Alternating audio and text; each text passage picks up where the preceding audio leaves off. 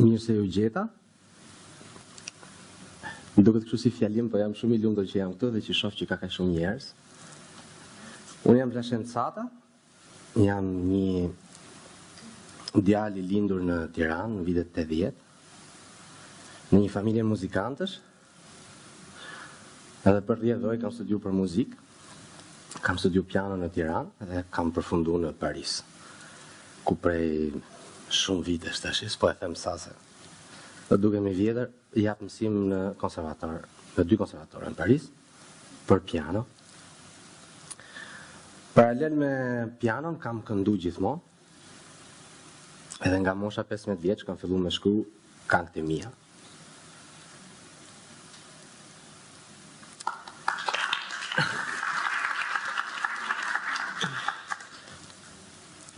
Edhe kam para 4 vitesh tashmë, isha në Theth për pushime. Edhe jam gëzuar shumë kur kam pa atë natyrë dhe ato njerëz që megjithëse ishin të izoluar prej shumë kohësh, kishin rrit diçka shumë autentike. Edhe u musha jashtëmase shumë. Si unë jam i sigurt gjithë njerëzit që kanë pa natyrën në Shqipëri. E vetmja gjë që më bëni përshtypje, edhe që më ngeli pak si një cep jo i bukur në sy, ishte mbeturinat, plenat që ishin edhe bëshin përshtypje. Kështu më lindi ideja sa u ktheva nga Thethi në Shkodër, më lindi ideja me shku me Trokite dhe me thënë të bëj një koncert me gjithë njofjet që mund të kisha, edhe të më lidhja sa më shumë të ardhura për me pastru Thethin, me ndihmu me pastru Thethin. E kuptova që ishte e vështirë me rregullu problemin e mbeturinave vetëm me një koncert dhe me një pastrume. E thash, pse mos u bë diçka çik më afatgjatë që ndihmonte ekonomikisht, ndihmonte njerëzit atje me u zhvillu, me pas kontakte me më shumë njerëz tjerë, sidomos nga Shqipënia që shkojnë atje se shkojshin më shumë të huj. Edhe më lindi ideja e festivalit, edhe kështu u kriju Zafest. Para 2 vitesh e gjys, kjo video vjen nga Zafesti, që pak më përpara. Dhe në kërkimet e mia për partner serioz, një nga këto ishte edhe dldp-ja, që mora takim shumë shpejt, edhe që të takimi i parë ka qenë shumë prekse fakti me taku në vendin tim, që pak unë kam punu shumë pak në Shqipëni, edhe ishte prekse me njoft njerëz që kishin zemrën plot për me punu, edhe ishin po aq dashamirë sa ishin serioz. Kjo ishte shumë mirë ekuilibrume. Po dukem shumë serioze, po në fakt është diçka që më ka prek shumë, sepse më vonë kam kuptuar që njerëzit akoma e kanë të vështirë, struktura publike ose private, me qenë serioz në Shqipëni, edhe me qenë besueshëm. Flas si një organizator festivali. Edhe për mua kjo ishte një gjë për mua në nënvizu. Edhe kështu ndodhi, dldp-ja u bë pjesë e Zafestit, që për bazë si festival kishte rizimin e vlerave, rizimin e kulturës shqiptare, nëpërmjet artit me prek njerëzit për sa i përket si mos sjellni njëri tjetrin, si mi bashku gjithë shqiptar bashk, si me bashku edhe njerëz tjerë që vinë nga jashtë bashk, si muni gjithë bashk me ndihmu qoftë nga mbeturinat, me qenë më të ndërgjegjshëm, qoftë raport me natyrën, qoftë me zhvillu mendimin politik të vërtetin të njerëzve që kanë pushtet ato vetë me ndryshu gjanat. Kështu. Për me dali qik nga kjo pjesa serioze, Zafesti ka bë numrin e parë, numrin e dytë, tash është në kërkim për po të njëjtët partner për tretin. Shpresoj që t'ja dalim, se nuk është e thjeshtë fare, akoma nuk është e thjeshtë. Dhe shpresoj që do mund të gjejmë dldp-ra që do na ndihmojnë. Në fakt, dëshira ime është me falenderu dldp-n, po sidomos e vetmja kërkesë që unë do kishta ishte që DLP-at ishte diçka që lind në Shqipëri, edhe që bën Shqipëri.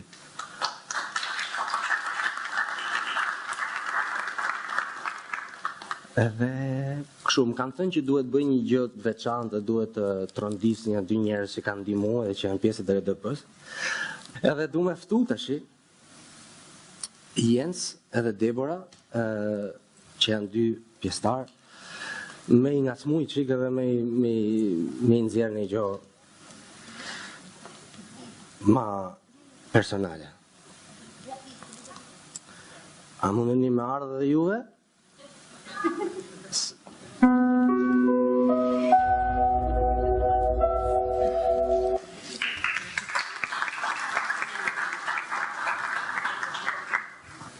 I don't know, it's a real surprise because we were supposed to speak at the end. So I just started doing my notes. I hand over to Jens. Indeed, I learned something very nice this morning. Be prepared to be surprised.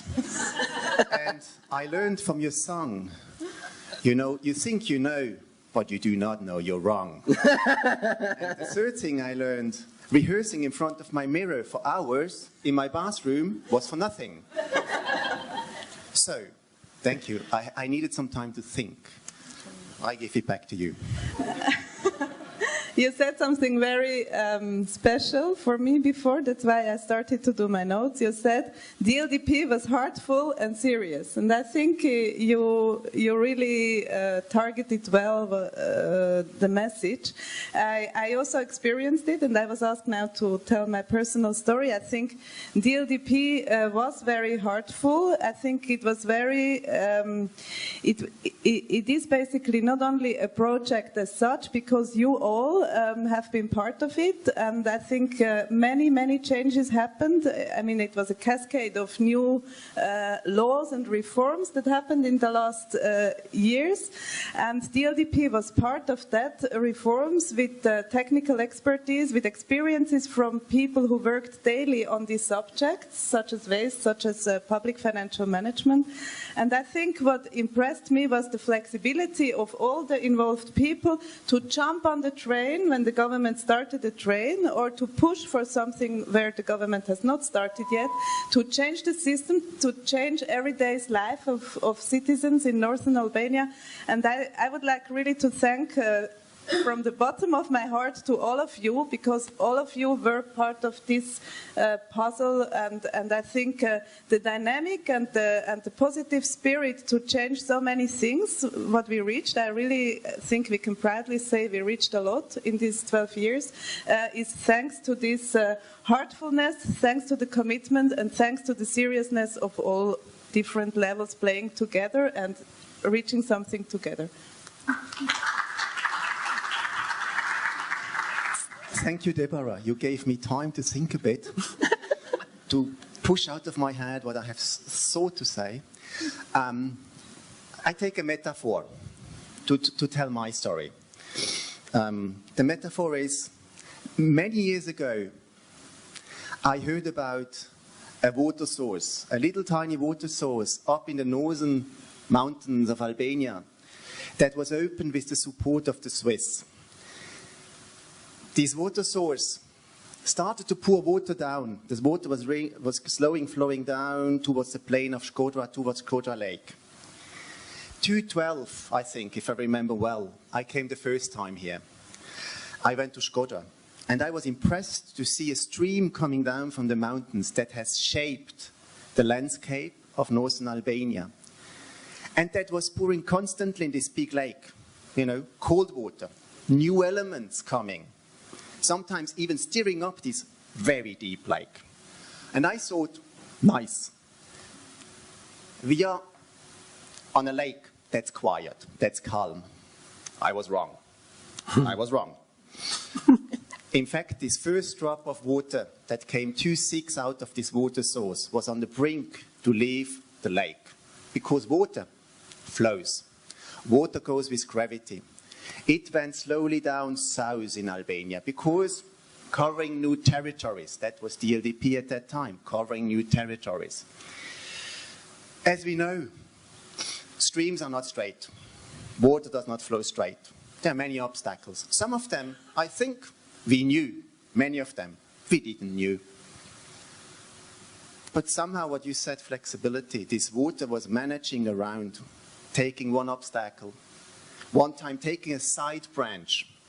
Honestly, I felt sometimes, my goodness, we are going to a swamp and we are drying off and we never will find the way back there to the main river. Somehow the project managed. For me today is this small drop of water 212 is very close entering into the ocean, dissolving, going. That's for me the life of a project. It must be a life of a project. Is this the end? I don't think so. If we look backwards, the water is still flowing. The landscape is shaped. There are many things left behind. And now I think, and I see these things are used, are part of the Albanian landscape today. And I think now it's up to us, to you, in the spirit of the project, to make use of it, but also to further adapt it. Things are changing.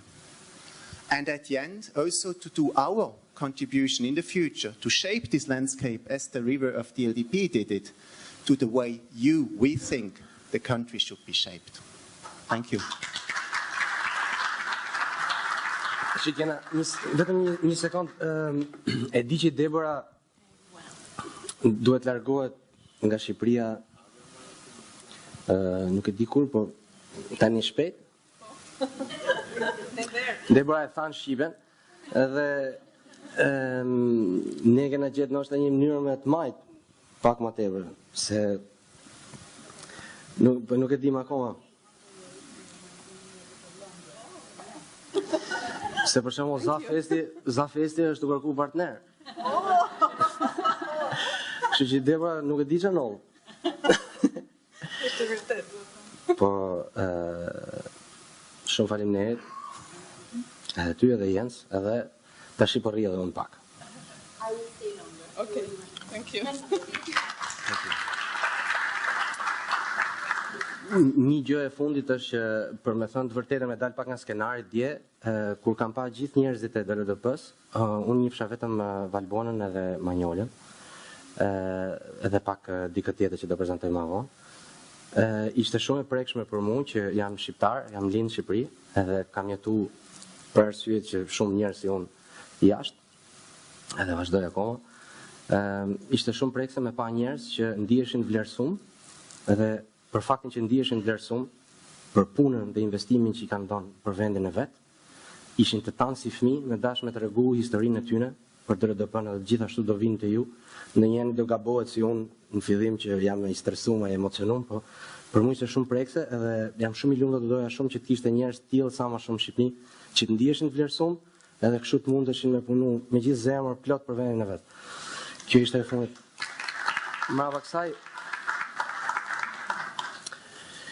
Kjo ishte nga zemra, e mrapa kësaj, se u bona i lodhshëm, po kështu e kena në artistat në herë. Maj men, që kishim një takim në Bashkinë e Shkodrës, që ka ndihmuar gjithashtu në projektin që u kam bë. Në orën 8:30 mjesit, ishte takimi im i parë me personin që do merret me punën konkrete të dldp-s. Edhe unë nuk jam hiç korrekt në jetën time private, në orare. E kam rrit këtë identitetin mesdhetar, po për punë jam gjithmonë në orar. Edhe isha në 8:30 në bashki, duke prit, dhe përballë me vite Arben Kopliku, antari i dldp-s, në 8:30 gjithashtu, edhe unë u gëzova edhe i qesha se ishte në orar. Edhe i thash Dora, nuk e di për çfarë qeshi Arbeni, po ta ja u thot tash.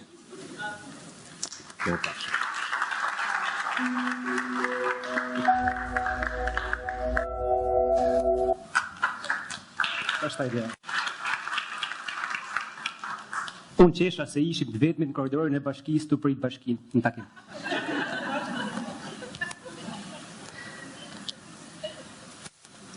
Me një shkurt, një shoqe po më thote, a din se ty t'janë bërë 12 vjet që ki fillu punën e dldp. Po e thëmë se kanë fillu me vunë Facebook disa foto ku ne kena dalë si fëmi, dikush me flok, dikush pa flok, që nuk e njohim ma vedi. Dhe kur po përgatiteshim me kolegët për me transmitu këtu disa emocione të punës tonë 12 vjeçare, mu për një herë mi vunën kornizat. Ke 2 minuta kohë për me përfitu 12 vjetë eksperiencë të dldp-s në menaxhimin e mbjetjeve urbane. Detyrë pak e vështirë për ne që nuk kena mësu me dalë në skenë, për ne që nuk kena si vlashenti edhe që gjithmonë duhet mi thanë e ke gabim. Kur unë kam fillu punë 12 vjetë më përpara me dldp, edhe në vazhdim, një nga pyetjet më të thjeshta, por edhe më të bezdishme për me ju përgjigj, ishte, e qa punën ti tash? Unë kisha fillu punë dhe isha shumë i entuziazmuar. Unë punoj për një program zviceran. Ai programi zviceran ndihmon bashkitë, ndihmon komunën, ndihmon për decentralizimin, qeverisjen e mirë, edhe bashkëbiseduesit për herë. Ai je spion tja? Tu bezdis për kësaj pyetje gjithnjë më tepër kur prezantosha i bie gjithnjë më shkurt. Derisa përfundova mos mu përgjigj, por vetëm e bë një pyetje pak më thjeshtë. A i kipa ato kazanat aty të rruga, të kthesa, lulishta? Po. Unë punoj me bashkin që i mi sjellë ato kazanat dhe mi pastru sa më mirë. Shit ke kazana pra? Po jo, më nuk shesim kazana, ne i falim. Dhe kjo puna kazanave më solli në kujtes, një bashkëbisedim shumë vite ma vonë me një koleg i shkrytar komunet i cili krejt shu i shpengum tha. Ato kazanat që ju na keni dhanë kanë kenë vetëm grepi me në fut në lojë. Se ju me ato kazanat që na keni dhanë, mund keni ba me dalin këshill disa herë. Më keni ba me mlell taksat. Më keni ba me ndru strukturën. Më keni ba me fol me qytetarët me jo shpjegu tash pse duhet me rrit tarifën dhe pse duhet në këtë orar apo në të orar me ardh makina me pastru. Dhe mbani mund një krenar. Nuk mbani mund një krenar se ato kazanat e kishin vlejt, se tash me kazanat kanë fillu me përdor gjithsesi fjalën kazan. Po mbani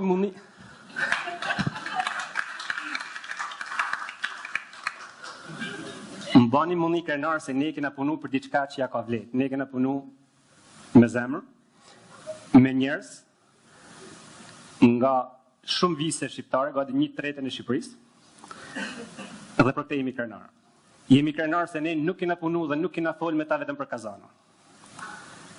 Nuk kena fol me ta vetëm se si me e pastruhet pjesën afër kazanit, që gjithmonë ne kena shumë inata dhe shumë luftë me atë pjesë, por ne tashma 12 vjet më vonë e kena përmirësuar gjuhën e komunikimit për ta dhe tashma me kolegët tonë në për bashki, në çdo bashki. Ne tashma flasim jo më për kazana, po flasim për sisteme performance.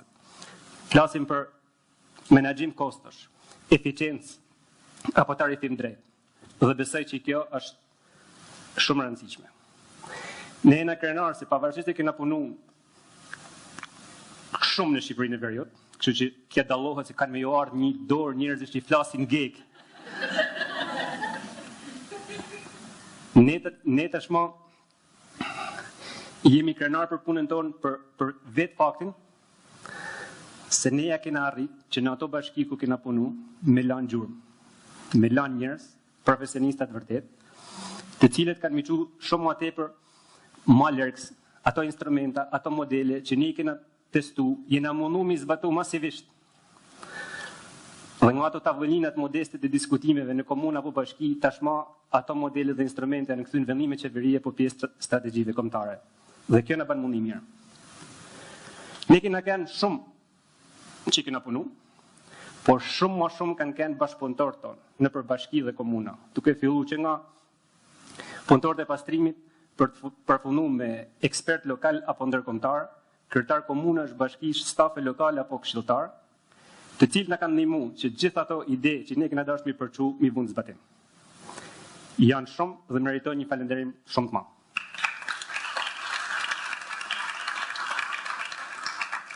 Tu pasat 2 minutin e kornizës që më kanë vu, unë nuk du me përmend shumë emra. Këtu në sallë është një koleg, një mik shumë i mirë, që të dasht me më ndihmu më të ba prezentimin, më dërgën disa foto të Shkodrës 2007. të tmerrshme. Ai kolegu quhet Felix Schmidt, dhe unë e falenderoj. Ato fotot tregojnë se si ne kena fillu punën, prapta i Kazani, ku do shef grumuj mbetërinë është, po jo Kazan. Gjatë muajit janar në veriun e Shqipërisë ra shumë borë. Akull, rrugët e ngrime, kryetarën e Bashkisë Shkodër e kanë bërë copa se s'kishte pastru akullin. Se shumë njerëz rrëshqiten edhe filloi me dalje e shprehja, po thyhen njerëzit. Në ato zonat e veriut të Shqipërisë, shumë të vështira, me borë dhe akull, unë kam taku një kolege që nuk u thy as nga akulli, as nga presionet, as nga vështirësitë, as nga problemet që kishte me kryetarët e bashkisë që i ndroshin si stin të vitit. Ajo ka ndrru plot 4 kryetar bashkie në pak më shumë se një vit. Zonja Zotriu në ftoi zonjën Antike Torba nga Bashkia Dibër.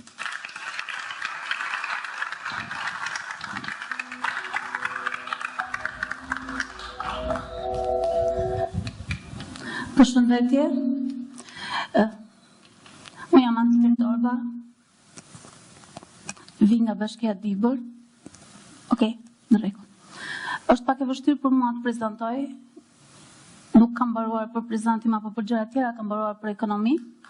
5 vitet e para kam punuar në fushën time ku ndjesha shumë komode në fakt. Në 2013 ishin ato lëvizjet e qeverive dhe përfundova duke punuar në bashki. Imagjinoni një vajzë 29 vjeç përpara 70 punonjësve, shumica burra që presin për urdhrat e tua. Kjo isha unë në vitin 2014, në ditën e parë të punës që prezantohesha si përgjegjëse shërbimeve publike. Një muaj më parë, eksaktësisht në 7 prill 2014, kisha marrë ofertë nga ish kryetari i bashkisë për të punuar si specialiste buxheti. Por të merja përsipër detyrën për të menaxhuar të gjithë shërbimet e një bashkie ishte një sfidë me të vërtetë shumë e madhe për mua. Dhe kur them shumë e madhe, ishte me të vërtetë e madhe. Detyrat që po merja përsipër kishte të bënte me menaxhimin e rrugëve, menaxhimin e objekteve publike, ndriçimin, ngrohjen, dekorin, menaxhimin e hapësirave të gjelbërta, varrezat publike, menaxhimin e mbetjeve. Të gjitha këto duhet të menaxhoheshin. Megjithatë, gjeta forcë tek motoja ime jetës, nëse merr përsipër një detyrë, çoje deri në fund ato. Një ndihmës shumë e madhe ishin trajnimet me dldp-n. Ndoshta fal atyre trajnimeve jam dhe këtu, ndoshta jo vetëm prej punës time, por edhe prej mbështetjes atyre. Ato trajnime na mësuan shumë gjëra.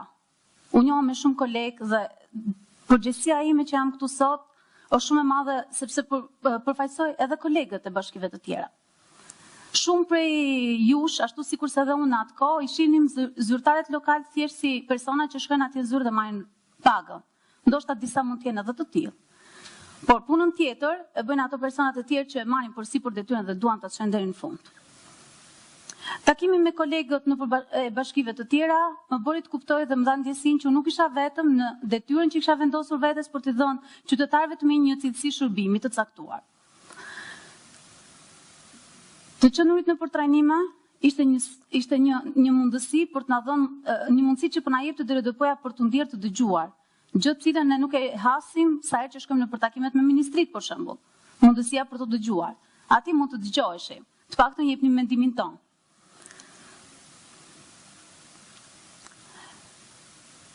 Gjërat po ecnin mirë. Në një moment vjen një kryetar i ri bashkie, i cili po këmbgulte që unë të jepja dorëheqjen ose të pranoja shkarkimin nga detyra. U bë një situatë shumë e vështirë për mua. Dëshiroja shumë që të çoja përpara atë që kisha nisur, edhe pse ishte shumë e vështirë. Këmbgulja shumë me veten time dhe vazhdoja të punoja. Një vizitë studimore që pati kryetari i asaj kohe në Zvicër, për menaxhimin e mbetjeve kryesisht, më dha mundësi që unë të vazhdoja të punoja me të. Pra ai kishte ndrruar mendje. Ishte shtatori vitit 2015, kur unë u rikonfirmova si drejtoreshe e shërbimeve publike dhe tani më sfida ishte shumë herë më e madhe. Nuk kisha atë bashkinë e vogël, por kisha një bashki 10 herë më të madhe, 1001 km2 për ata që ndoshta nuk e di se si është organizuar tani më Dibra. situata me menaxhimin e mbetjeve ishte vërtet një katastrofë. Në fshatra, nuk ishte as kontenjer, as pajisje, ishin të gjitha të vjetruara, financimet ishin të pakta, përplasëshim gjithkohës me mendësinë e njerëzve që hidhin mbeturinat kudo. Në fakt edhe mungesë kontenjerëve dhe të një sistemi mbledhjes së tyre. Kështu që i mora forcat, fillova të angazhohem me këtë detyrë që i kisha vendosur vetes dhe fillova fillimisht takimet me kryepleq dhe me komunitetin për të marrë informacione se si është situata dhe se si duhet vazhdonim më tutje. Kur e kthej kokën prapa nuk e besoj se çfarë kemi arritur. Tani më Bashkia Dibër ka një vend grumbullim të rehabilituar, i cili është marrë si nismë nga Ministria e Mjedisit për të rehabilituar vend depozitimet e tjera. Kemi një sistem prej 200 kazanësh të rinj në qytet dhe makinat teknologjike. Ajo që filloi si një sfidë personale u bë shumë herë më e madhe.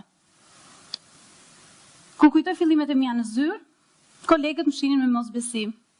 Burhani, Isaku e shumë të tjerë që kujtojnë ditët e mia të para. Isha një grua që po merresha me gjëra burrash. Kishin të drejtë që më shihnin me mosbesim sepse unë fakt nuk dija të merresha me makinat. Por kjo nuk më pengoi t'ju tregoja atyre që unë nuk isha shkuar atje për të rregulluar dhe riparuar makinat, por për të ndihmuar procesin se si mund të zgjidheshin problematikat, se si mund të përdorin procedurat e emergjencës për shembull për të zgjidhur një defekt motori apo diçka tjetër. Çka ishte më rëndësishmja, gjatë kohës që unë bëja diskutimet apo vendimarrjet për zgjidhje të problemeve, unë konsultohesha me specialistët e fushave dhe kjo më dha shumë besim. Aq shumë besim kanë marrë kolegët e mi apo bashkëpunëtorët e mi, sa që më marrin në orare shumë të bezdishme në fakt në telefon, më marrin fundjavave, pas ditëve, edhe në 4 të mëngjesit. Im shoq duket dhe e di që nuk është i lumtur me këto. Pasi ka 5 vjet që duket sikur është martuar me gjithë bashkinë. Mirë, po unë përpiqem shumë që t'ja shpjegoj edhe të mirë kuptohemi, se vetëm në këtë mënyrë mund të krijosh një ekip me të cilën ti mund të bashkëpunosh dhe mund ta ecësh përpara. Sepse menaxhimi i mbetjeve është një betejë shumë e gjatë dhe e vështirë. Ka gjithmonë gjëra për të bërë dhe për të përmirësuar. Ka gjithmonë gjëra që dalin përpara. Mundohem dhe përpiqem gjatë gjithë kohës t'ua shpjegoj këto kryetarëve të bashkive, sepse ashtu sikur se tha dhe Beni, kam punuar me 4 prej tyre, ndoshta mund të punoj me dikë tjetër, nëse do jemi atje pas qershori, gjithmonë. Se puna për menaxhimin e mbetjeve dhe këmbgulja duhet të jetë në mënyrë që t'i ofrohet qytetarit një shërbim më cilësor. Unë besoj se betejë për menaxhimin e mbetjeve mund të fitohet, dhe jo sepse e kemi të shkruar këtu, po sepse mund të fitohet nëse ti beson se mund ta bësh atë. Është vërtet që bashkitë, dhe sidomos bashkia ime që kryetari e thotë gjatë gjithë kohës se jemi bashki e vogël, kemi pak buxhete, kemi pak financa, gjitha këto. Janë të vërteta gjitha këto, se unë e kuptoj, janë financiere, si fillim, përpara se të jem një menaxhere. Por nëse ti beson dhe ke një vizion, dhe qytetarët të mbështesin e të shohin që ti punon, atëherë mund të bësh gjëra të mrekullueshme për qytetin tënd.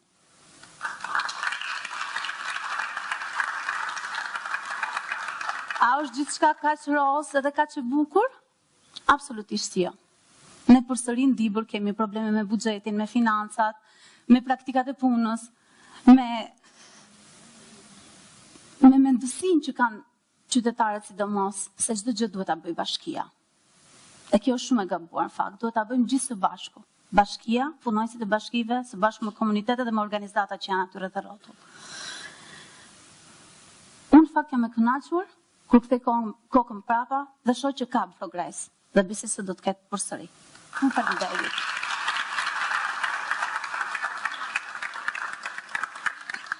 Dinamika e zhvillimit ekonomik gjatë periudhës së tranzicionit në Shqipëri, lëvizja e pakontrolluar e njerëzve, ndërtimet e shumta e pa kriter, rritja e konsumit e të tjerë faktorë të ndryshimeve në vend, bëjnë që mbetjet dhe menaxhimi i tyre të ktheheshin në një sfidë serioze. Mungesa e një kuadri ligjor dhe e përvojave institucionale dhe qasja e pakujdesshme ndaj mjedisit e bën të domosdoshme ngritjen e mekanizmave funksional për të përballur me këtë sfidë. Për vite me radhë nga institucionet qeverisëse ju kushtua vëmendje më e madhe hartimit, ndryshimit e përmirësimit të vazhduar të kuadrit ligjor në përpjekje për ta bërë atë më funksional.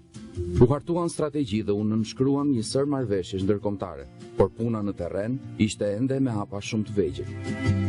Procesi i decentralizimit në vend ja kaloi organeve të qeverisjes vendore përgjegjësinë e drejtpërdrejtë të menaxhimit të mbetjeve të ngurta urbane. Menaxhimi i mbetjeve urbane përfshin aktivitete që nga grumbullimi dhe deri tek trajtimi përfundimtar i tyre, duke mbështetur nxjerrjen e përfitimeve maksimale nga përdorimi i produkteve nëpërmjet gjenerimit të sa më pak mbetjeve. Riciklimi, ripërdorimi dhe rikuperimi i energjisë ndikojnë në rritjen e këtyre përfitimeve. Ky shërbim publik është sfidues e me kosto shumë të larta për të përballuar nga qeverisja vendore dhe në Shqipëri realizohet nga partneriteti me sektorin privat. Nga ana tjetër, bashkitë prej disa vitesh po përkrahen nga disa organizma me financim ndërkombëtar. Përmes programit të qeverisë zviceriane dldp, prej vitit 2007 në vijim, në përputhje të plotë edhe me strategjitë sektoriale kombëtare, ka synuar përmirësimin e sektorit të menaxhimit të mbetjeve urbane në 6 bashki. Të tre këto drejtime përcaktojnë edhe linjat ku është fokusuar mbështetja e drejtpërdrejtë. Rezultatet e para, reflektuar edhe më qartë pas reformës administrative territoriale janë: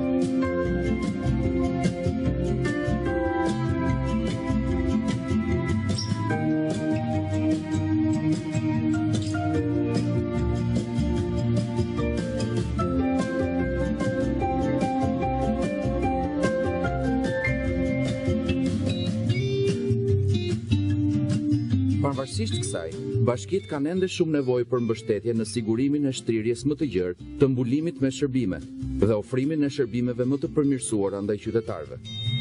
Të gjithë institucionet vendase apo të huaj, shoqëria civile, institucionet arsimore, komuniteti e media janë përballë një realiteti që kërkon angazhimin e të gjithëve. Decentralizimi dhe zhvillimi vendor dldp, një program i Agjencisë Zviceriane për Zhvillim dhe Bashkëpunim, SDC, zbatuar nga Helveta Swiss Intercooperation.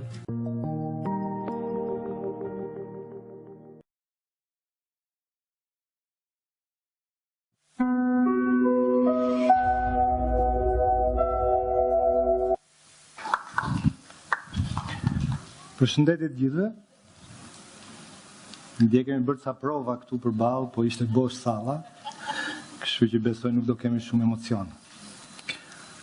Unë doja t'ju tregoj një histori të vogël që në fakt ka ndodhur jo në Shqipëri, po ka ndodhur në Zvicër. Val de Trave është një bashki në Zvicër. Ndodhet në një lugin që është mes malesh dhe dimri nuk e ka fare sensin e humorit. Në 2015 pata rastin që ta vizitoj me një grup kryetarësh bashkie që sapo ishin zgjedhur. Vajtëm në këtë udhtim studimor për të kuptuar se si bëhet një reformë territoriale në Zvicër dhe çfarë ndodh kur bashkohen atje disa njësi vendore. Përveç kësaj, vajtëm edhe për t'i mbushur mendjen kryetarit bashkisë Dibër që të mos ta hiqte antike nga puna. Shqipëria në atë periudhë sapo kishte zvogluar numrin e bashkive në 61. Mikpritësit tanë zviceran na thanë se Val de Trave ishte një bashki e re që kishte dalë nga bashkimi 11 njësive vendore. Pasi u bashkuan kishte 11.000 banor. Kur na thanë këtë fakt, gjithë grupi ynë qeshi, ju erdhi kështu si padashje, sepse në fakt mbas reformës territoriale tek ne Shkodra u bë me 200.000 banor, Ura Vajgurore u bë me 27.000 banor. Na thanë gjithashtu se kishin filluar të mendonin për të bashkuar në vitin 1996 dhe arritën të bashkoheshin në 1 janar 2009, që do të thotë ishin gati 12 vjet më pas.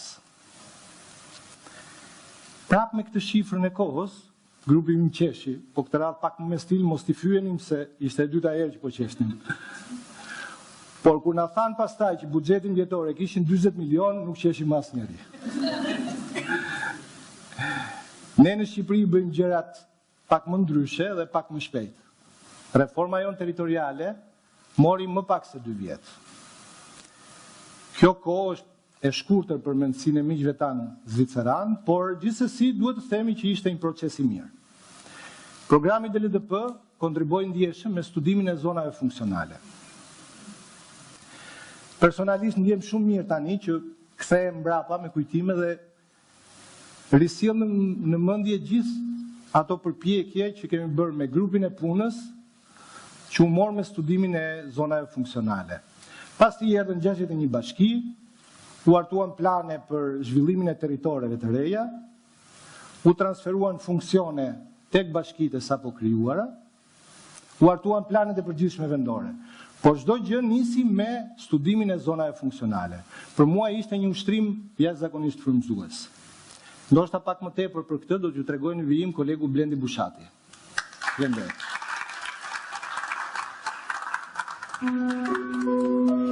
Faleminderit Toni. Unë quhem Blendi Bushati, dhe sa po kuptova që po t'i rri fletët dhe jetë prezantimi më i mërzitshëm deri tani. Kështu që do përpiqem ta bëj pak më thjesht. Kam një përvojë pune rreth 15 vjet në fushat e zhvillimit lokal dhe rajonal. Një pjesë e madhe këtyre viteve kam punuar pranë Fondit Shqiptar të Zhvillimit, që ka qenë një mundësi shumë e madhe për të njohur territorin e Shqipërisë, njerëz, ide, projekte zhvillimore. Gjithashtu gjatë këtyre viteve, për ndoshta po mendoja, meqenëse është si ditë bilancesh, për ndoshta rreth 8 apo 9 vjet, kam bashkëpunuar me dldp-n si ekspert për kërkime për studime në fusha të ndryshme. Ka qenë një përvojë shumë interesante sepse si thua paralelisht me një punë që duhet të kishte një menaxhim dhe një vendimmarrje shumë të shpejtë, puna me dldp-n si ekspert ka qenë një farë luksi sepse të jepte mundësinë që të mendoje pak më thellë, të debatoje, diskutoje ide, që pastaj të kontribuonin në një vendimmarrje sa më të mirë dhe më të plotë. Dhe mendoj se ka qenë kështu për gjithë komunitetin e ekspertëve lokal që kanë bashkëpunuar me dldp-n. Studimi zonave funksionale, aty ku e latoni, nisi diku në vjeshtën e vitit 2013, faza e parë dhe e dytë e programit, deri atëherë kishim punuar në Qarqe, Lezhë dhe Shkodër, të fokusuar kryesisht në njësinë bazë vendore, pra në një bashki të caktuar apo një komunë të caktuar, duke zhvilluar instrumente ndryshëm. Çështja që shtroi para pjesës së tretë programit ishte nëse ne mund të punojmë së pari në një territor gjeografik pak më të madh, dhe së dyti pastaj nëse mund të punojmë me një grup bashkishe dhe komunash për të rritur impaktin në këto territore. Dhe nëse po, kush do të ishte grupi bashkive apo komuna dhe si do të ishte forma e kësaj harte. Duhet të rri pak më në qendër që mos bllokoj fotografinë. Okej. Dhe çështja që shtroi përpara ishte shumë interesante. Diskutuam shumë me profesor Stefanin që është këtu në rresht parë, me Valbonën, se si mundej që kjo metodologji e zonave funksionale të bëhej në kushtet funksionale, në kushtet e Shqipërisë. Çështja që shtroi përpara ishte e thjeshtë, apo pyetja bazë diskutimit, ishte si ndërveprojnë njerëzit për te kufive administrativ një bashki apo komune ku ato jetojnë. Domethënë, si është ndërveprimi ekonomik, si është ndërveprimi social, si është ndërveprimi administrativ funditës edhe i kulturor, edhe i institucioneve vendore apo qendrore. Dhe nëse mundeshim gjithë ndërveprim ta studionin, ta mbivendosim me njëri tjetrin dhe pastaj të dilnim me një hartë. A mund dilni me një hartë, ishte pyetja e parë, dhe nëse po si do duke kjo hartë, ishte çështja tjetër. Nuk ishte shumë e thjeshtë për ta bërë, kryesisht studimi deri atëherë ishte bërë në Gjermani dhe në Zvicër me shumë të dhëna sasiore, dhëna që në Shqipëri mase nuk i kemi, megjithatë u përpoqem që bashkë me Tonin dhe kolegët e tjerë që kemi bashkëpunuar në studim, të kemi shumë të dhëna cilësore, pra thelbi ishte të flisnim me njerëzit e duhur. Mi vendosim dhënat dhe të arrijmë një farë rezultati që mendojmë se pastaj ishte i pranueshëm për shumicën e njerëzve që e dëgjuan. Me kalimin e kohës u bë qartë që këto, si thua, të dhënat apo rezultatet e studimit nuk do përdoreshin vetëm për qëllimin e programit, por ishin interesante edhe për qeverinë që kishte filluar të mendonte për çështjen e reformës territoriale. Edhe si thua, rritja të pritshmërinë për rezultatet e kërkimit. Ajo me cilën dolëm ishte që ishte një studim i cili doli me disa variante, pra jo me një rezultat të gdhendur në gur, por me disa opsione për t'i dhënë përpara vendimarrjes politike që pas vizionit politik të mund zgjidhej një rrugë apo një tjetër që mund shtyhet për reformën territoriale. Pavarësisht se Siç e dim gjithë, mbase reforma nuk arriti të gëzonte një konsensus gjeopolitik, por nga ana tjetër studimi që u bë me suportin me mbështetjen e WORTHWHILEHUMAN arriti që t'i vinte, si thua, gjërat në radhën e duhur. Nëse në Zvicër duan 11 apo 15 vjet apo edhe në vende të tjera reforma është një çështje shumë e rëndësishme që ka zgjatur për shumë kohë, në Shqipëri kjo u bën një kohë më të shkurtër. Kam përshtypjen se gjithmonë duam të zëmë atë kohën e humbur. Por në të vërtetë sot edhe një herë në dritë faktin që është shumë e rëndësishme që të kesh studime, kërkime paraprake në mënyrë që të kesh opsione politike për vendimarrje sa më të mirë që të mundshme, që të kesh kohën e duhur për diskutime midis ekspertëve të fushës, edhe sigurisht edhe të komuniteteve të zonës lokale. Dhe sigurisht ato që kanë punuar në dldp e dinë që diskutimet kanë kohën e vet shumë gjatë. Sfundmi dua ndaj me ju që për shkak se, si thua, kërkimi u bë interesant edhe për reformën territoriale, u del që ta prezantojmë shpesh herë në audienca ndryshme, para ekspertëve ndërkombëtar, para ekspertëve lokal, para politikanëve. Por për mua më të rëndësishme apo më interesante ishin prezantimet përpara komuniteteve vendore, përfaqësuesve të komuniteteve vendore të zonave të cilat ishin studiuar. Dhe në përgjithësi të gjitha ato prezantimet i kam hapur me fjalën që për ju që e njihni zonën, ka mundësi që ju nuk do të mësoni absolutisht asgjë të re nga kjo që do prezantoj. Por me kënaqësi konstatuam që në fund, ato që e njihnin zonën thoshin po, kjo që po prezantohet ka kuptim. Tani çështja është si ta marrim këtë, do ta vëmë në punë për gjëra të tjera. Dhe gjërat e tjera mund të ishin programe të përbashkëta zhvillimi, mund të ishin projekte të përbashkëta midis dy apo më shumë bashkive, dhe mund të ishte edhe reforma territoriale me cilën pastaj e çoj përpara qeveria. Si refleksion personal nga gjithë kjo punë që ishte shumë intensive dhe interesante, është rëndësishme që të jesh metodologjikisht korrekt, është rëndësishme që të bësh kërkime dhe studime shumë të mira dhe rigoroze, por gjithashtu shumë rëndësishme që të jesh i qartë dhe i kuptueshëm. Në këtë moment njerëzit do ta kuptojnë për çfarë po flet dhe mund ta brainstormojnë çfarë përpara të fletuar. Nganjëherë mjafton të rishojmë ato që kemi përpara syve. Faleminderit.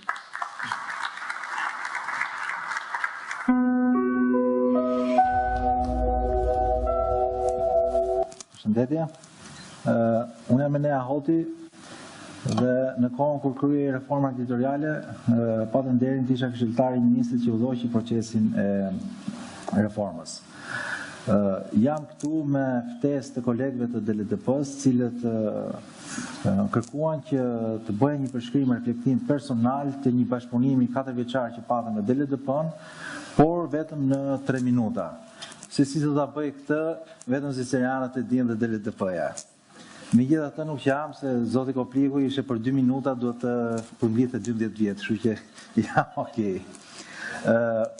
Për te shakas, duhet të them që rrugtimi 4 vjeçar i bashkëpunimit me dldp-n filloi në fakt edhe pa marrë detyrën si mandatin në qeveri. Mendoj që ka qenë një paradite në shtator të vitit 2013, ku një kafe pune me Valbonën, të Krogneri, po më shpjegonte konceptin dhe metodologjinë që dldp-ja po përgatiste për studimin e zonave funksionale. Në fakt, në atë kohë, edhe vetë Valbona nuk e mendonte që zona funksionale, koncepti zonës funksionale do të bëhe në fakt baza dhe themeli mbi cilën ngrihet gjithë po themi metodologjia dhe kriteret e ndarjes së re administrative të vendit që rezultoi me 61 bashki. Por në reflektimin personal dua të them që në fakt bashkëpunimi parë nga funksioni i zyrtarit,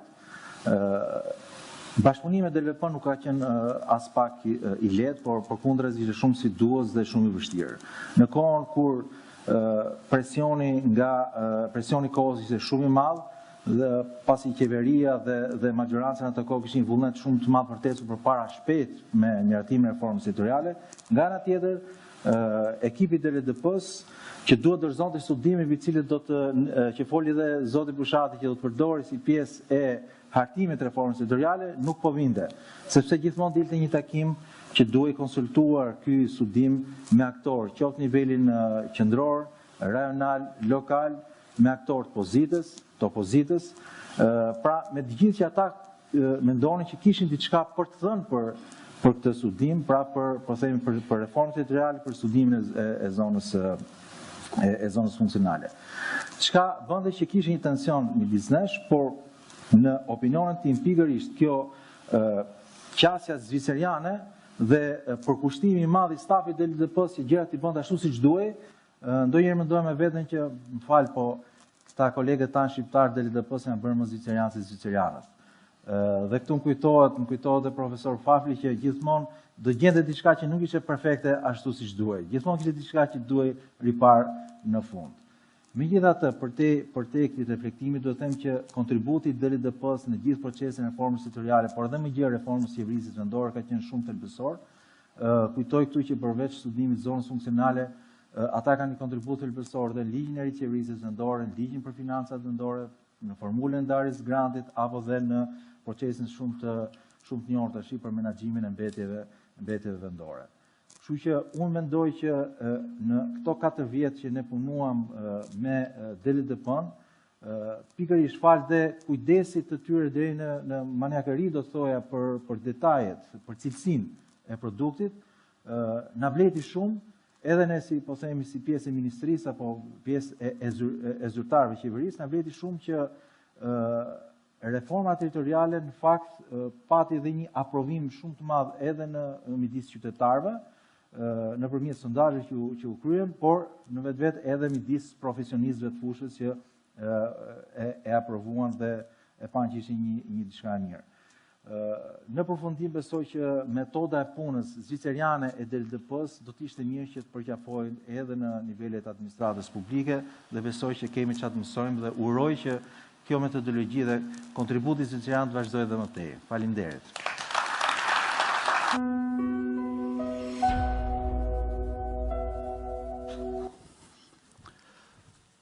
Përshëndetje të gjithë. Unë quhem Nertili Ole dhe kam kënaqësinë që si kolegët parafolës edhe kolegët që do të flasin pas meje të ndaj me ju një fjalë të shkurtër për bashkëpunimin me që unë e vlerësoj se ka qenë shumë cilësor me programin DLDP gjatë periudhës që kam ushtruar detyrën e drejtorit të zhvillimit territorit në Ministrinë e Zhvillimit Urban. Është kënaqësi që edhe pas 2 vitesh në fakt që ky bashkëpunim institucional është ndërprer, Valbona e mban ende gjallë rjetin e bashkëpunëtorëve dhe na bën pjesë të këtij aktiviteti. Edhe pse mendoj që në fakt arsyeja pse edhe unë uftova nuk ka qenë për të balancuar, themi, disa shkodran me një korçar, por për të nënvizuar realisht sensin real të një bashkëpunimi shumë cilësor që kemi patur. Nuk do doja të zgjatesha dhe nuk do doja të isha shumë teknik, megjithatë do doja të përmendja disa elementë cilët kanë bërë diferencë në raport me mënyrën se si kemi funksionuar. Kujtoj tashmë me nostalgji një nga aktivitetet e para të Ministrisë të Zhvillimit Urban, kur Ministra Gjermeni, që ndodhet edhe kështu në sallë sot, organizoi një tryezë të rrumbullakët me gjithë donatorët vendaze të huaj, me të cilët kemi patur shumë bashkëpunime të mira, ku i ftoi për të parë mundësitë se si mund të ndihmonin ata edhe të asistonin proceset e planifikimit në kuptimin teknik të fjalës, po dhe financiar. Dhe ka qenë në fakt për hir të së vërtetës programi DLDP, që në atë takim theu akullin, duke ofruar dhe duke na surprizuar një kuptim gjithëve me kontributin që dhanë për të hartuar 5 plane të përgjithshme vendore.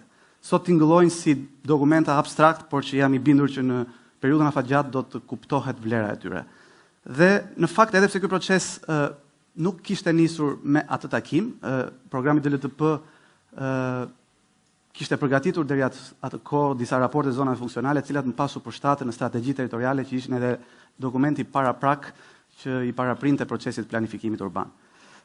Disa nga rësitë që do doja të evidentoja në këtë proces e rrugëtim, që në fakt kanë qenë edhe një shkëmbim shumë i vyer i gjithë ekspertëve, duke përfshirë edhe veten këtu, edhe kolegëve të ministrisë, stafit me cilin kam punuar. Një nga rësitë është që për herë të parë u vlerësua e nevojshme që të përthithej edhe kontributi i emigrantëve, duke qenë se Bashkitë e Veriut kishin një emigracion të lartë, edhe u pa e udhës që shumë prej tyre të jepnin një kontribut në këto procese për të rimëkëmbur një farë mënyre shpresën dhe hapësirën që ato realitete ku kanë jetuar mund të ndryshonin. Gjithashtu një aspekt tjetër shumë i rëndësishëm që ne replikuam në punën tonë në vazhdimsi ishte edhe tendenca shumë rigoroze që patëm si metodologji pune për të lidhur prioritetet e zhvillimit në këto zona me aspekte të mirëfillta buxhetore, në mënyrë që planifikimit të mos ngele një nocion abstrakt, por në mënyrë afatgjate të kishte hapësirë për zbatueshmëri me buxhete të dedikuara. Ndërkohë që një element tjetër shumë i rëndësishëm, edhe pse në fakt është bërë tani shablon kur përmendet, por unë mendoj që është çelësi i suksesit në shumë sipërmarrje dhe në shumë punë, është elementi i konsultimeve. Këtë ne kemi patur karakteristike edhe nga leadershipi me karakteristika shumë sociale i ministres, por edhe programi dldp dhe filozofia zviceriane në fakt e nënvizonte shumë nevojën për të konsultuar aktorë dhe mendoj që është çelësi i suksesi kur në aktivitete dhe procese teknike fton shumë aktor, duke filluar që nga qytetarët e thjesht, por edhe profesionistë të fushës për të marrë dhe ata autorsi në këto procese, sepse ndryshe ato produkte do të ngeleshin vetëm produkte dhe strategjinë e letër, të cilat në një të ardhmen nuk do mund të merrnin zbatueshmërinë e duhur.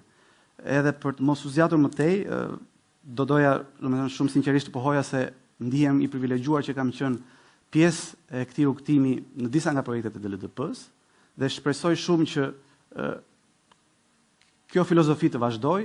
Unë mendoj që kemi përfituar profesionalisht të gjithë dhe gjithashtu është një mënyrë e mirë që edhe sot të krijojmë kontakte të reja për sfidat e përbashkëta që nesër mund të na bashkojmë dhe do dëshiroja që në siparjen e mbylljes së këtij programi nga pikpamja e misionit që ai kishte, të hapeshin programe të reja të cilat do mund të kishin fokus mbështetjen për institucionet shqiptare, institucionet qendrore, po sidomos ato vendore, që janë institucionet pararoj që ofrojnë shërbimet e para për qytetarët. Kështu që do të dëshiroja të uroja suksesve të gjithëve edhe më vjen mirë që mori këtë trajt i gjithë ky aktivitet. Faleminderit.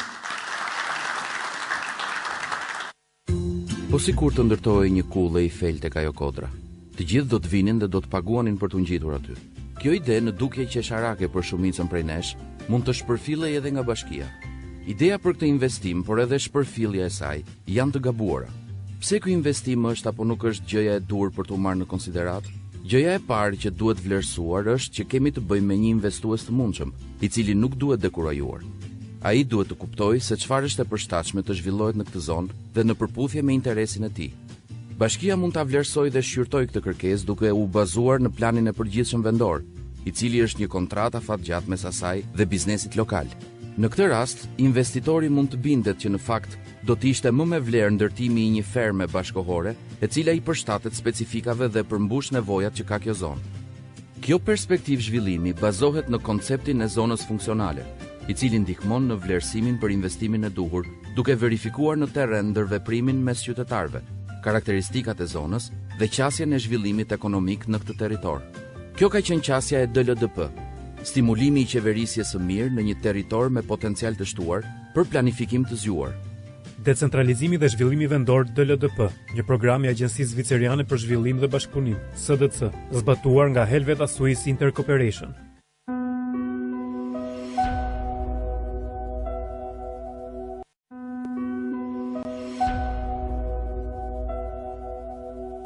Mirëdita të gjithëve. Tashmë kanë kaluar 7 vjet nga dita kur unë fillova punë me dldp-n. Në atë moment e kisha një farë dyshimit të pranoja sfidën fillosha me dldp-n apo të kërkoja për një diçka tjetër. Kam punu gjithmonë në projekte të zhvillimit ekonomik dhe krijimit të ndërmarrjeve të vogla dhe të mesme. Dhe në atë moment po kërkoja për një projekt tek i cili mund ta prekje rezultatin, ta shihje rezultatin. Dhe në projektet e zhvillimit, si shumë nga ju ndoshta mund ta dini që kjo nuk është shumë e lehtë, është e vështirë, është një sfidë e madhe. Unë fakt e pranova sfidën dhe thash t'i bashkohem dldp-s. Aty u njoha me përqasjen e dldp-s në menaxhimin e financave vendore. Unë njoha me nevojën që kishin bashkit për të hartu buxhete të bazuara në politika. Aty e pash edhe mendova në fillim, po përmendet këngën e Vlashendit, e ke gabim, se unë nuk jam financiar nga profesioni. Unë jam jurist. Por duke punu aty e pash që, shiko, për të përgatitur një buxhet të bazuar në politika, mundesh edhe mos me kenë financiar. Do marrësh vizionin e kryetarit për zhvillimin e bashkisë, do përcaktosh qëllimet kryesore, objektivat, do i lidhësh me programet buxhetore, me radhë të projektet, dhe në fund do t'i kostosh. E thanë kështu e gjitha me një fjali duket krejt e thjesht, por në fakt nuk është ashtu. Edhe të gjithë kolegët e mi nga bashkit munden me ma konfirmu një diçka të tillë. Mundet me konfirmu edhe Ministria Financave dhe kolegët e Ministrisë Financave që për të hartu një buxhet të tillë nuk është fare e thjesht. Kërkon përkushtim shumë të madh. Në atë kohë nuk e mendoja që programi në cilën unë po punoja dhe metodologjia e buxheteve të bazuar në politika do bëj pjesë e kuadrit të ri ligjor. Pra, u bë pjesë e ligjit më vonë. Në atë moment, askush nuk e mendonte dhe nuk e besonte se kontributi që programi dldp po jepte do ishte një kontribut shumë i rëndësishëm për ligjin për financat vendore. Dhe kontributi që ne dham edhe më tej ishte mjaft i madh edhe për realizimin e akteve nënligjore, normalisht disa prej tyre, jo të gjithëve. Por një gjë mundem me thënë që edhe e them me plot gojë, që metodologjia dhe përqasja që ne kishim për sa i përket menaxhimit të financave vendore, do vazhdoj përsëri të trajnoj ekspertë të bashkive nëpërmjet shkollës administratës publike. Dhe këtu janë për ato rezultatet e prekshme që ndoshta unë kërkova në fillim. Kërkova në fillim kur e sfidova veten. Natyrisht që nuk mundem me thënë që i kena zgjidhur gjitha problemet. Meten mjaft probleme dhe mjaft sfida për bashkitë nga një anë edhe për kolegët e Ministrisë Financave nga ana tjetër. Meten mjaft sfida, por mundem me thënë që janë hedhur themele në cilët ata do të dinë ta vazhdojnë përpara këtë proces reformimit. Një nga sfidat që metet për bashkitë është ajo e përfshirjes së qytetarëve në politikë bërje. Bashkitë kanë problem, ose qytetarët kanë problem të përfshihen në këtë procese. Është një lloj marrëdhënie merr dhe jap, e konsideruar të tillë. Kështu e konsideruar me Bashkinë Shkodër kur filluam të ndërtojmë një instrument i cili vendos në hartë mënyrën se si bashkia po i shpenzon parat. Por nga ana tjetër edhe tregon se cilat janë detyrimet që qytetarët kanë përkundrejt bashkisë. Kështu linja i instrumenti i transparencës buxhetore, cilin unë e kam për shumë zemër, dhe instrument të cilin të gjithë e lëvdojnë e më thojnë, sikur ta kishim dhe ne këtë. Edhe me këtë nuk mundem me thanë që i kemi zgjidhur gjithë problemet. Por ajo që di të them është se kemi hedhur një hap përpara për me fillu një dialog mes bashkive edhe qytetarëve. Tani më jepni kënaqësinë që të ftoj këtu para jush një ish kolege të dldp-s, por edhe një partnere të dldp-s së 7 viteve të fundit, kryetaren e Bashkisë Shkodrës, zonë Voltana Ademi. Mirëdita të gjithëve. Elvini më ka zënë vendin mua te karrigja që unë kisha tek dldp-ja. Kjo është jashtë skenarit, po është e vërtetë. Edhe, në fakt, nga njërë dhe sot jem gjeloze, në fakt. Unë nuk jam financiere, sigur se Elvini, në fakt, nuk ka qenë në njëherë hobi im të merre me financat në përgjithësi, aq më tepër me financat vendore. Filluat merresha me financat vendore para shumë vitesh, kur pata mundësin, rastin, shansin të isha në kryetare Bashkisë Shkodër. Edhe si njëri që përpiqet në fakt të thellohet, të hulumtoj, të brendësoj në imësi, u mora atëherë shumë edhe fillova të kuptoja çfarë do të thotë. Edhe ndoshta instinkti, por jo vetëm instinkti, më thoshte që në këtë hapësirë, ku merresh me financat ka shumë vend për të folur edhe për të diskutuar mbi çështjet që lidhen me abuzimin edhe me korrupsionin. Kuptoj që gjatë jetës time pastaj ndryshova, u largova nga administrata publike, jo si staf, kuptohet, por duke u bë pjesë e mbështetjes që dldp-ja, pjesë e stafit dldp-s, do të jepte për pushtetin vendor. E kuptova që duke marrë me financat vendore fillova të mësoj. Fillova të mësoj, të thellohem, të punoj më shumë, e mi të gjitha fillova të përpiqem që të shpik vërtet, jo vetëm, kuptohet, iniciativa dhe incentiva që të mund të ndihmonin pushtetin vendor në menaxhimin më të mirë. Dhe ka qenë një proces jo i lehtë. Unë kujtoj që tek Çinari është vendi ku ne i themi në Shkodër i mirënjohur aty ku është zyra e dldp-s. Diskutonim gjatë me profesor Stefanin, që e kam diku këtu në sallë, edhe Valbona që na rrinte përballë, dhe ne si dy shkencëtar të vegjël që përpiqeshim që të diskutonim gjatë mbi çështje që lidhen me instrumentat e rinj që do të mund të, po themi, zbatonim në një menaxhim më të mirë vendor. E Valbona që na thoshte të dyve, me të vërtetë, do të mund të arrijmë ne, do të mund ta bëjmë ne këtë? A është e mundur që ta zhvillojmë ne këtë gjë? E megjithatë, mes dilemave, pyetjeve, diskutimeve për të zhvilluar instrumentat të rinj të menaxhimit në nivel vendor, ne kaluam përtej sfidave. E nga sfidat tek dldp-ja, sfidat u përçuan tek Bashkia e Shkodër, që në fakt u shumëzuan më shumë dhe u përballëbuan me disa çështje të tjera që në fakt lidheshin edhe me pengesa apo veprime penguese për të zbatuar ato instrumenta. E kam pasur këtë sfidë që para 4 vitesh dhe vazhdoj ta kem edhe sot. Nuk është se ka ndryshuar shumë.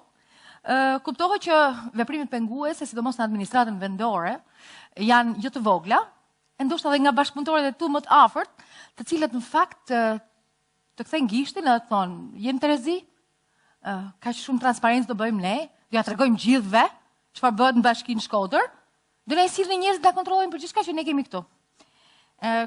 Ky ka qenë një diskutim i vazhdueshëm, e megjithatë kur ndan mendjen, edhe beson që një instrument edhe një mundësi që t'jepet për me zhvillu diçka më mirë në aspektin e menaxhimit më të mirë, të shtyn për me ecë më përpara dhe kemi vazhduar ta bëjmë këtë, vazhdojmë ta bëjmë këtë edhe sot në Bashkinë Shkodër. Planifikimi buxhetor fatmesëm është një kështu emër shumë i madh, por prapa kësaj fjale ka një proces jo të lehtë që të çon drejt një synimi dhe një vizioni që nuk është 1 vjeçar, nuk është 2 vjeçar, është çik më i gjatë. Është një mendësi pune që fillon nga leadershipi e duhet përçohet tek administrata publike, me do e mos, e duhet fillosh të programosh në një nivel më afatgjatë, duke pas një vizion, një strategji, një plan, një ëndër që ti përpiqesh që ta zhvillosh. E këtë ta jep pikrisht mendimi që ti do të mund të realizosh në të ardhmen me pavarësisht mundësive financiare që ke. Kur programon në nivel vendor, zakonisht, duke krahasuar atë çfarë bënim para 12 vitesh me atë që bëjmë sot në Bashkinë e Shkodrës, apo në nivelin vendor, ndryshon një qasje. Qasja është e tillë që nëse dikur më përpara ne kishim sa lekë dhe si do t'i shpenzojmë, kjo mënyra e punës tani, duke përdorur instrumente të tjerë financiar, të planifikimit, ne kam mësuar diçka tjetër që ne fillojmë fakt të mendojmë jo sa lekë kemi, por çfarë duhet të shpenzojmë, por çfarë duam të prodhojmë dhe si duam të arrijmë atje. E kuptohet që kjo është një mendësi pune që fillon thash tek drejtuesit e duhet përçohet tek administrata vendore. Kuptohet që gjatë këtij procesi ti programon hapat, programon mënyrën se si duhet të arrish, programon element për element, njësi për njësi, mënyrën e punës për të arritur atë.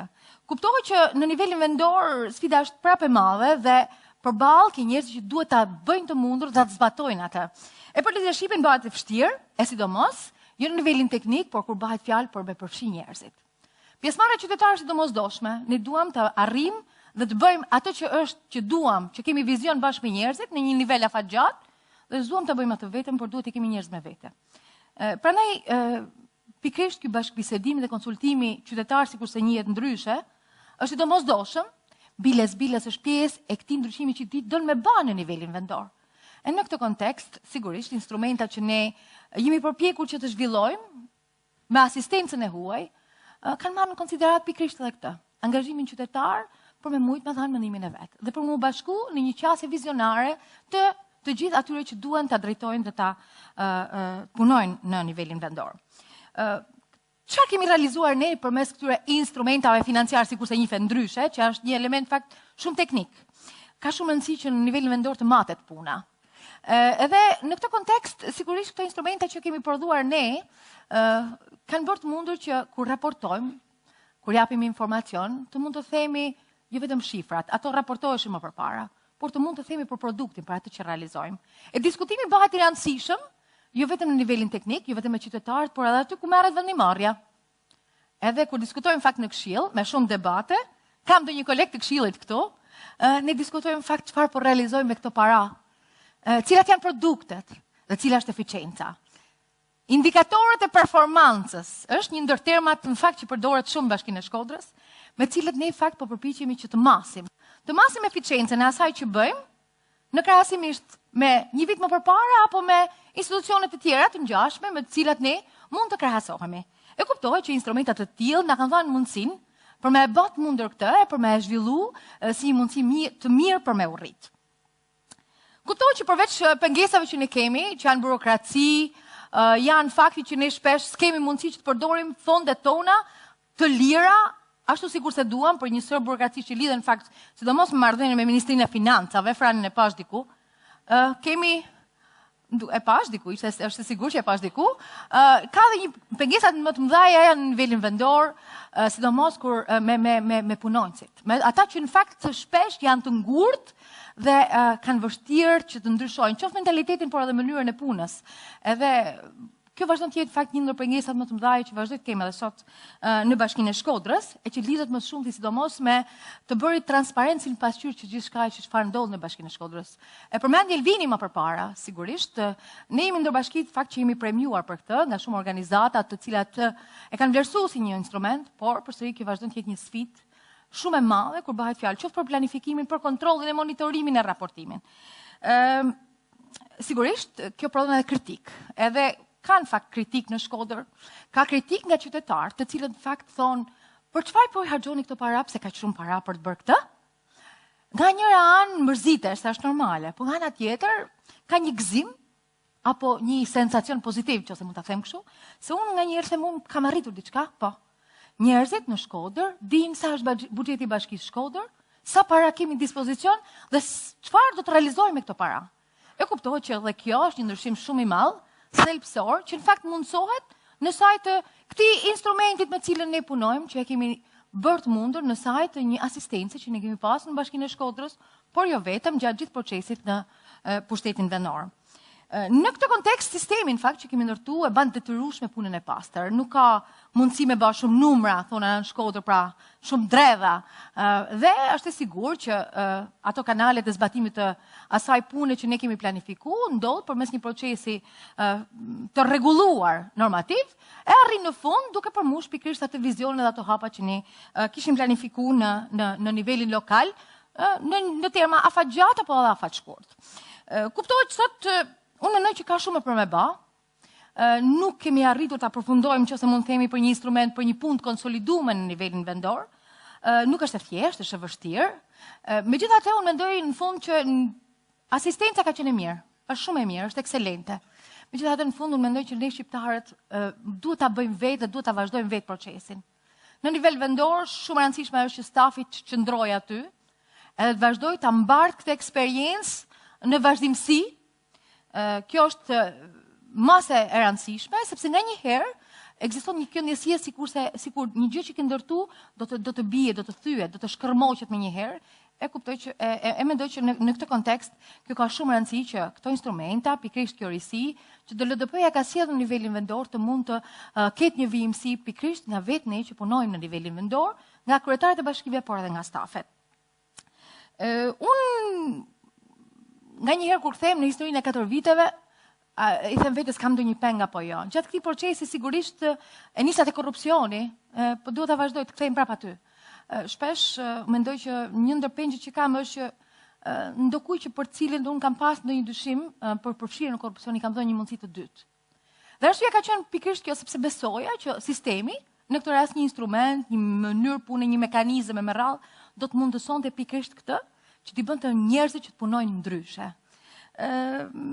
Sot, pas 4 vitesh, mendoj që sistemi nuk të ndihmon nëse ti, vetë, si staf, si drejtues, nuk e ban pjesë tënde dhe nuk e beson. Gjithmonë mësohet nga gabimet. Unë mendoj që ajo çfarë ne kemi mundur të bëjmë në Bashkinë e Shkodrës është pozitive, është e mirë, është një shembull pozitiv. Me të gjitha bashkia jonë është një bashki pa borxhe. Ne kemi arritur që të performojmë më mirë. Përpiqemi që të menaxhojmë paratë publike mirë. Përpiqemi që me paratë që mbledhim të mbulojmë tarifat për disa shërbime, kostot për disa shërbime përmes tarifave që ne mbledhim. Nga ana tjetër, një ndër gjërat që ne kemi bërë të mundur dhe për cilën ne krenohemi, e kemi bërë kryefjalë punës tonë, është pikërisht transparenca. Transparenca me të cilën ne përpiqemi që në punën e përditshme, por jo vetëm, të informojmë, të raportojmë mbi të gjitha, të ndërtojmë bazuar në një sistem që ne kemi përpjekur të ndërtojmë, që lidhet edhe me menaxhimin e mirë të financave publike. Falenderoj dldp-n, falenderoj të gjithë ata që kanë punuar, me cilët unë kam punuar, e sidomos do të më mungoj, e do vazhdoj të vlashem ti ku e la më përpara, kur po pinim kafe jashtë, dhe kjo është jashtë skenari, unë i thash urimi i mirë për të gjithë miqtë e mi, edhe kolegët e mi është që hajde të bëjmë një dldp shqiptare, se ndoshta ja vlen që mbi atë dldp të gjelbër të mund të ndërtojmë diçka të mirë, sepse është një gur i mirë i hedhur në Shqipëri. Faleminderit, shumë faleminderit. Të gjithë kemi dëgjuar shprehjen "ky vend nuk bëhet". Përvoja e qeverisjes vendore na tregon një aspekt të rëndësishëm në lidhje me këtë. Të gjithë e njohim kubin magjik dhe se sa përpjekje duhen për t'i plotësuar ngjyrat në çdo faqe. E njëjta gjë ndodh edhe me financat lokale publike.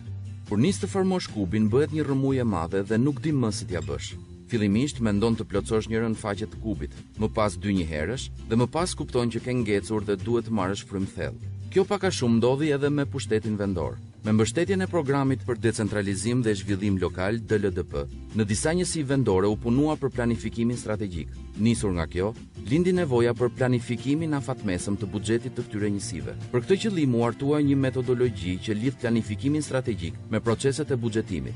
Pas reformës administrative territoriale, ndërlidhja dhe brëndësimi i aspekteve të shumta të këtij planifikimi rezultoi një sfidë e vërtet për bashkitë. Kjo reform krijoi një realitet të ri financiar në qeverisjen vendore, çka gjithashtu riformuloi tërësisht konceptimin e menaxhimit të financave publike në nivel lokal. dldp propozoi zhvillimin e një instrumenti të ri, të quajtur Instrumenti i Planifikimit Financiar. Ligji për financat vendore disiplinoi punën e bashkive drejt menaxhimit më të mirë të financave të veta. Ligji siguron edhe përfshirjen e Këshillit Vendor të qytetarëve në proceset e buxhetimit. Kështu krijohen kushtet që të gjithë aktorët të ushtrojnë përgjegjësitë e tyre përmes platformave të konsultimit, duke rritur besueshmërinë dhe nxitur luftën kundër informalitetit. Për më tepër, institucionet dhe qytetarët mund të informohen edhe në kohë reale mbi çështje kyç, si taksat, buxheti, planet e bashkisë. Gjatë viteve të fundit, mbi 18.000 qytetarë janë informuar përmes platformave të nxitura nga dldp. Zbatimi i ligjit jo vetëm rrit transparencën e bashkive, por edhe i bën ato më të qëndrueshme. Plotësimi i ciklit të financave vendore i bën bashkitë më të forta. Duke performuar më mirë dhe duke u shërbyer më mirë qytetarëve, ky vend bëhet. Decentralizimi dhe zhvillimi vendor (dldp), një program i Agjencisë Zviceriane për Zhvillim dhe Bashkëpunim (SDC), zbatuar nga Helveta Swiss Intercooperation.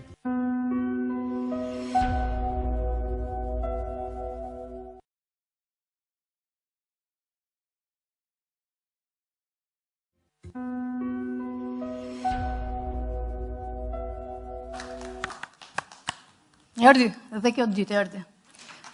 E të mendor sa dekurojus se ka qenë fillimin të LDP, paktën për mua. Ka qenë sidomos një nga këto aktivitetet teknike, ka qenë në Shëngjin, ditë e ftohtë dimri, 15 staf e IT të bashkive partnere, flinin gjumë gjithë, të stampuar në fytyrë ato që prapë njëjtat gjëra që do dëgjojmë. Dhe ka qenë një trajnues, nuk jam mbaj mend me emrin, po ka qenë nga Shkodra dhe ai. Edhe duke parë situatën, fillon dhe ju shpjegon pse ishin aty duke ju treguar ditën e 10 vjetorit të birit, i cili pasi shuan qirit, e ngre kokën nga jati dhe e pyet: "O babi, kur më ke downloaduar ti mua?" Është për të qeshur dhe për të shakave, në fakt kjo është gjenerata për cilën ne nuk kemi të përgatitur sot, që t'i përshtatemi. Dhe në fakt ne nuk kemi të përgatitur t'i përshtatemi as vetë teknologjisë për nevojat tona. Aqsa teknologjia sot ka filluar të flasë mes vetes dhe të na lejë neve komplet jashtë loje. Por ky sigurisht që është një diskutim komplet tjetër, shumë i madh dhe nuk i përket kësaj dite. Por nisur nga ish-gënjimi ditëve të para, ishte dhe filloi dhe ngacmimi për ne për të parë se çfarë duhet kërkojmë. Pas disa kohësh ne kuptuam që nuk duhet kërkojmë teknologjinë e fundur, mekanizmat më të fundur, vetëm që t'i përshtatemi trendit të qeverisjes mirë elektronike, që prodhon statistika pafund që ati qytetarit në fund ditës nuk i duhen fare. Kuptuam se duhet bënim komplet kundërtë, dhe atë bëm. Nxorëm sipërfaqe nevojat e komunitetit. Çfarë shërbimesh bazike ka nevojë komuniteti? Cilat janë ato shërbimet që ata kanë nevojë, që në fund të ditës është një dokument, është një letër për secilin për ne, por që në fakt kushton kohë, para, e sidomos nerva. Gjithë nga ne nuk ka njëri besoj që nuk e ka provuar. Dhe në anën tjetër, ta rish të kuptosh mundësit dhe sidomos mundësit e administratës për të ofruar këto shërbime që në fakt e kanë detyrim ligjor për ta bërë. Dhe gjitha kjo e vendosur në një kontekst të reformës territoriale ishte njësoj si të shifje peshkun pa ujë.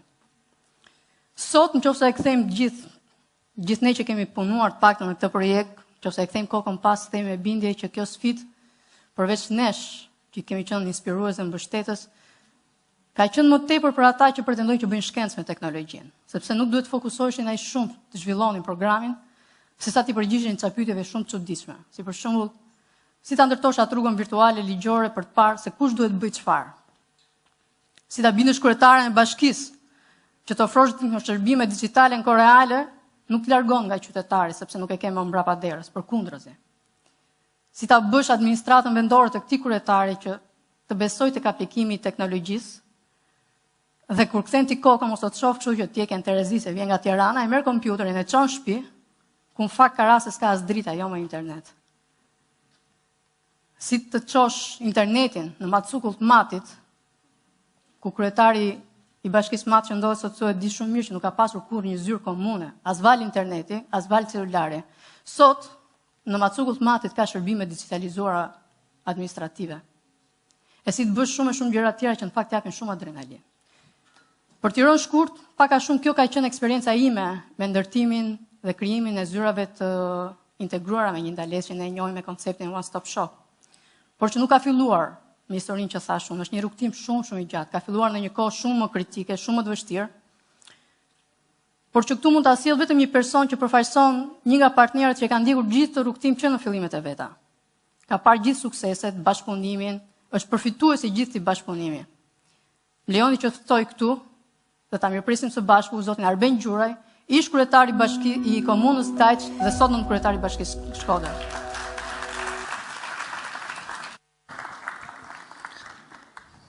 Mirdita.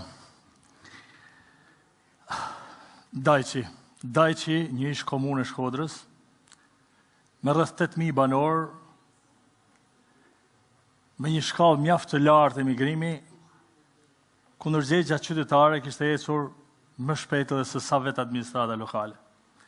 Kur unë kam fillu punë në Dajq, ka qenë viti 2000, si kryetari i komunës atje, dhe ishin vetëm 15 veta stafi komunës.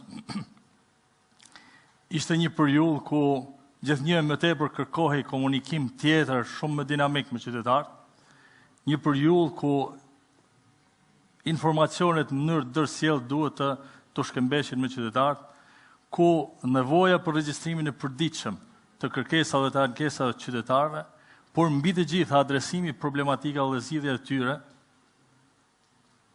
ishte prezente, ishte e pritshme. Koha rrillte pa sjellë në një ndryshim të madh.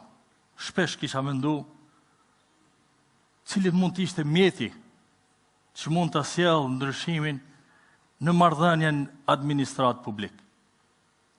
Por asnjëherë nuk kisha dyshuar se do të ishte shumë më lehtë të ndryshonim sjelljen e një administrate, kuptohet një numër i vogël njerëzish, të cilët më tepër kishin dëshirë se sa kur ajo, përballë një komuniteti tradicional, por i qelur dhe bashkëpunues.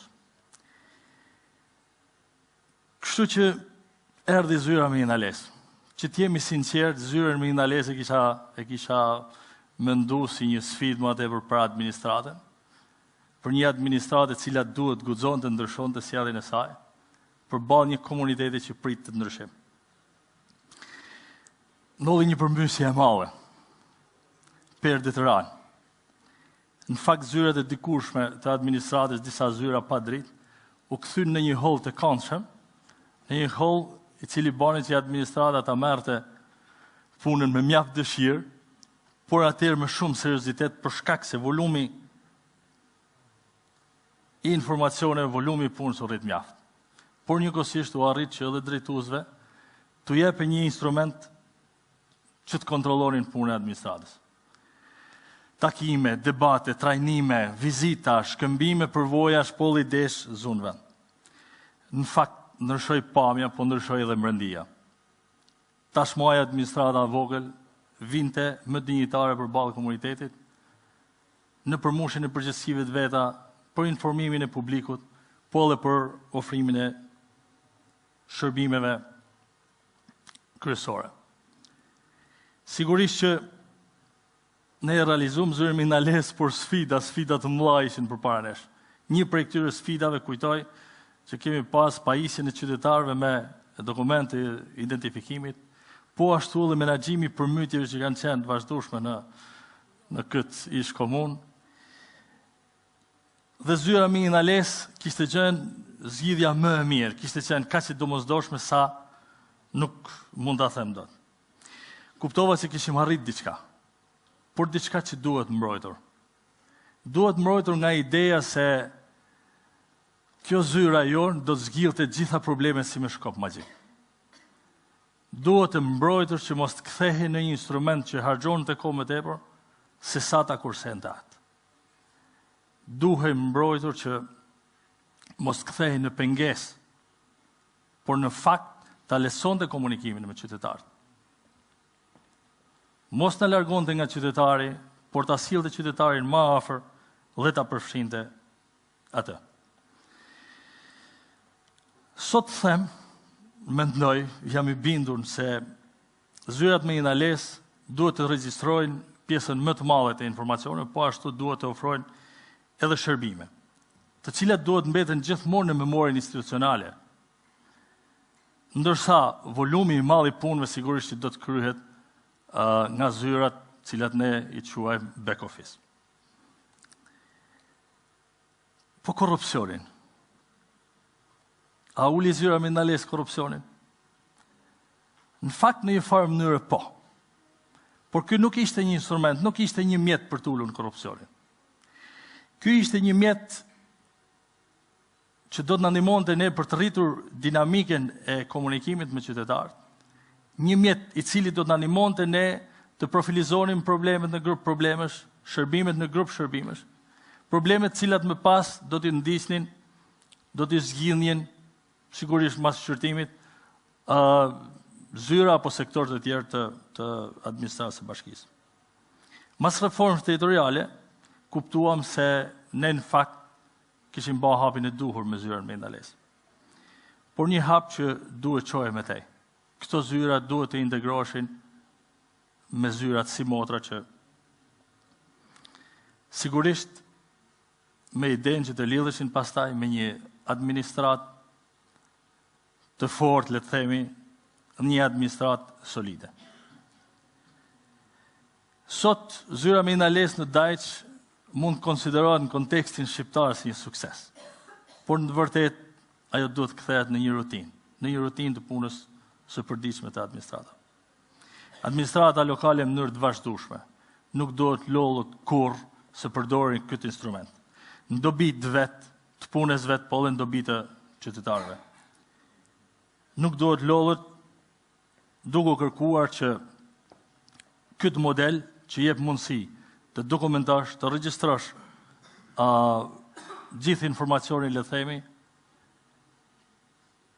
dhe këtë model ta përdori për t'i ofruar qytetarëve shërbime në një kohë sa më të mirë dhe me cilësinë që duhet. Në fakt, përmirësimi dhe standardizimi i shërbimeve, kryesisht ato që kanë të bëjnë me informimin e publikut, për zyrat me ndalesë mbetet ende një nevojë. Unë ju falenderoj shumë.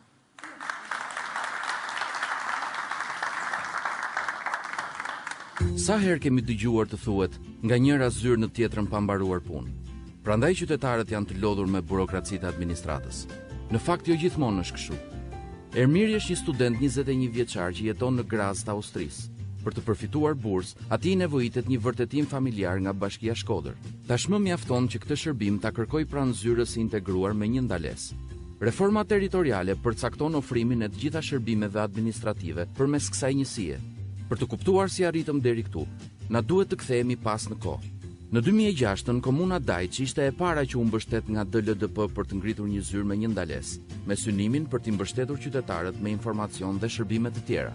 Ekzistenca e një sistemi të qëndërzuar informacioni me një ndalesë në një zonë periferike si komuna e Dajçit u bë një burim i çmuar informacioni për qeverinë qendrore gjatë menaxhimit të situatës së përmbytjeve në vitin 2009. Që për asaj kohe u mbështet fort si model, u miratuan ligje për të zbatuar si reformë e qeverisë qendrore për bashkitë.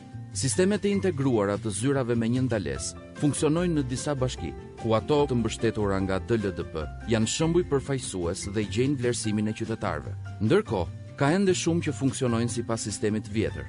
Me burimet e nevojshme, ky model funksional duhet të jetë zgjedhje e duhur edhe për bashkitë e tjera, për të ofruar shërbime cilësore për qytetarët. Decentralizimi dhe zhvillimi vendor dldp, një program i Agjencisë Zviceriane për Zhvillim dhe Bashkëpunim, SDC, zbatuar nga Helveta Swiss Intercooperation.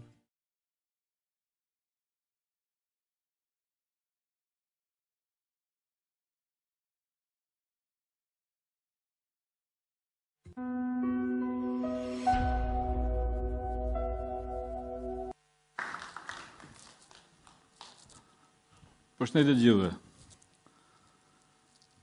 Ne këtu jemi tek salla Arturbina dhe në fakt po më shkotën mend të them që ju të gjithë jeni turbina që gjeneroni energji për mbështetjen e qeverisë vendore. Për këtë ju falenderoj gjithëve. Nuk më shkotën mend nga kur se pas 30 vitesh që një student i energjetikës do vija përsëri në këtë vend ku përpara bëja provat e laboratorit, për shembull punët e laboratorit për energjetikën, për hidraulikën. Dhe direkt më shkotën mendja atë shembull që solli Jensi për sjell dinamike nëpërmjet rrjedhjes ujit nga zonat e larta drejt liçeneve. Natyrisht më rrin shumë mirë fakti që uji rrjedh turbina e cila prodhon energji me faktin e gratë në politikë natyrisht kanë për të sjellë energji dhe duhet një turbinë dhe turbina në këtë rast për mua ka qenë dldp-ja. Unë i përfshirë në projektet për mbështetjen e grave, të rrjetit grave këshilltare dhe nëpërmjet rrjetit grave në politikë, kam ofruar skema trajnimit dhe kurse trajnimit për rritje kapacitetit të zonjave. Dhe natyrisht rezultate ka pasur dhe kanë qenë të menjëhershme. Pasi nëpërmjet kësaj gratë këshilltare morën në dorë dhe bën buxhetet dhe paketat fiskale më njerëzore, më ngjyrë.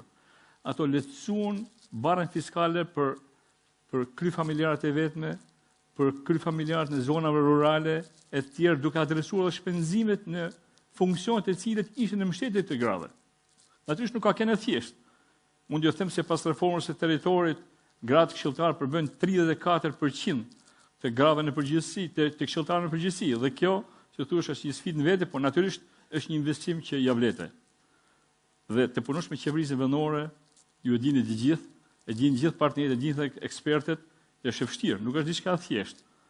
Pasi duhet të parafrazoj një poetin tonë kombëtar, atë gjithë shfishën që thotë, shqiptarët, kur me punë, gjithmonë pa nge. Natyrisht, u bën skema e trajnimit të gjithë me radhë dhe në këto sfida, në këto arritje, por dhe në sfida që do kemi më mrapa, në sfida që do të adresohen, e kemi pas edhe kampionet. Zonës të tri më lejoni, në këtë prezantim tim të shkurt për sa përket këtij programi, të ftoj Floren, Eglantinën dhe Nadiren për të prezantuar këta sasa.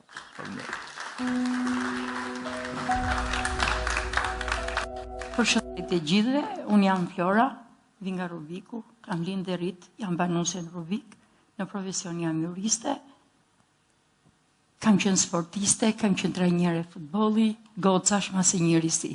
Mi nga një qytet i bukur, shumë i pastër, shumë punëtor, një qytet me 8100 banor. Megjithatë më desh një kohë gjatë, gati 20 vite, sepse përfshirja ime në ato politikën e vogël lokale ishte që në 91-shin. Më duheshin 20 vite për të gjetur motivin brenda vetes se ku jam unë. Si mund të jem në vendimarrjen lokale. Ishte një ftesë nga dldp-ja dhe unë u gjenda aty në zgjedhjet vendore të 2011-ës mora guximin dhe mbase grupimi im politik me mbështetjen e dldp-s më kandidoj për antar e Këshillit Bashkiak. Pata një fat, jo vetëm se dola kandidate, por pata fatin e mirë, unë u zgjodha kryetare e Këshillit Bashkiak të Rovikut. Një këshill bashkiak me 17 antar, ku shumica sigurisht ishin burra me mentalitet mjërditor, burra që nuk ishin në gjendje ose nuk e perceptonin atë idenë që duheshe një gru, një zonjë për t'i drejtuar në mbledhjet e këshillit. Ka që ishte ajo dhe unë vazhdova. E kthej kokën pas në kohë dhe shoh përballë Valbona Karakaqin që për mu ishte frymëzimi im. Flor, ti je këtu. Kaq ke nga ne, tani vazhdo përpara. Në një perspektiv të qytetit, shfaloshi përpara vetes tande, diçka e madhe, e madhërishme, diçka që ti do drejtoj një mbledhje këshilli, s'kishim përvojë, nuk ka shkollë për qenë kryetar këshilli, nuk ka shkollë për qenë këshilltare, dhe dldp-ja më thoshte vazhdo Flor. Shiko ato që ti ke në komunitet. Ishi një këshill model dhe unë mendoj që zonjat gratë në këshill, në vendimmarrje janë shumë korrekte, janë pa korruptueshme, e para, janë shumë sensible ndaj qytetarëve të vet, dinë në çdo detaj ku ju dhem dhe ku ka probleme për qytetin, dhe mbi të gjitha ato vendimmarrjet nuk i marrin thjesht në një tavolinë, a dash të ofendoj dikë lokali apo në një tavolinë paskujintash, janë ato që drejtojnë me zemër të hapur dhe përpara publikut vet. Unë e njoh Rovikun sepse kam lind dhe jam rrit nga hyrja e qytetit, duke qenë si një pjesë e madhe nga ju e kanë vizitu, deri në Majën e Veles, e the Majën e Veles sepse është një zonë turistike, me shumë probleme, me shumë halë, kaq. Mbidhet këshilli dhe ne do merrnim vendimmarrjen. Cila ishte sfida jonë e parë? Sepse në një vendimmarrje, sigurisht, këshilli ka përgjegjësinë e vet.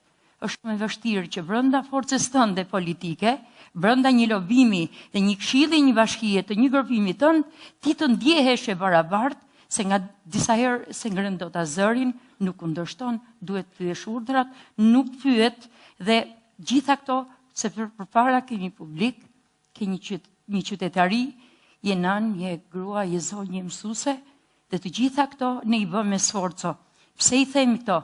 Sepse ishim 4 gra këshilltare në Mirdit, në Ruvik, faktikisht, dhe ne pam aty ku dhinte më shumë, qerdet, kopshte, pimi, lishtet, gjilbrimi, ndarja e bursave, me qenë se deri atëhere unë e mendoja dhe ne mendonim që s'kishte të drejtë.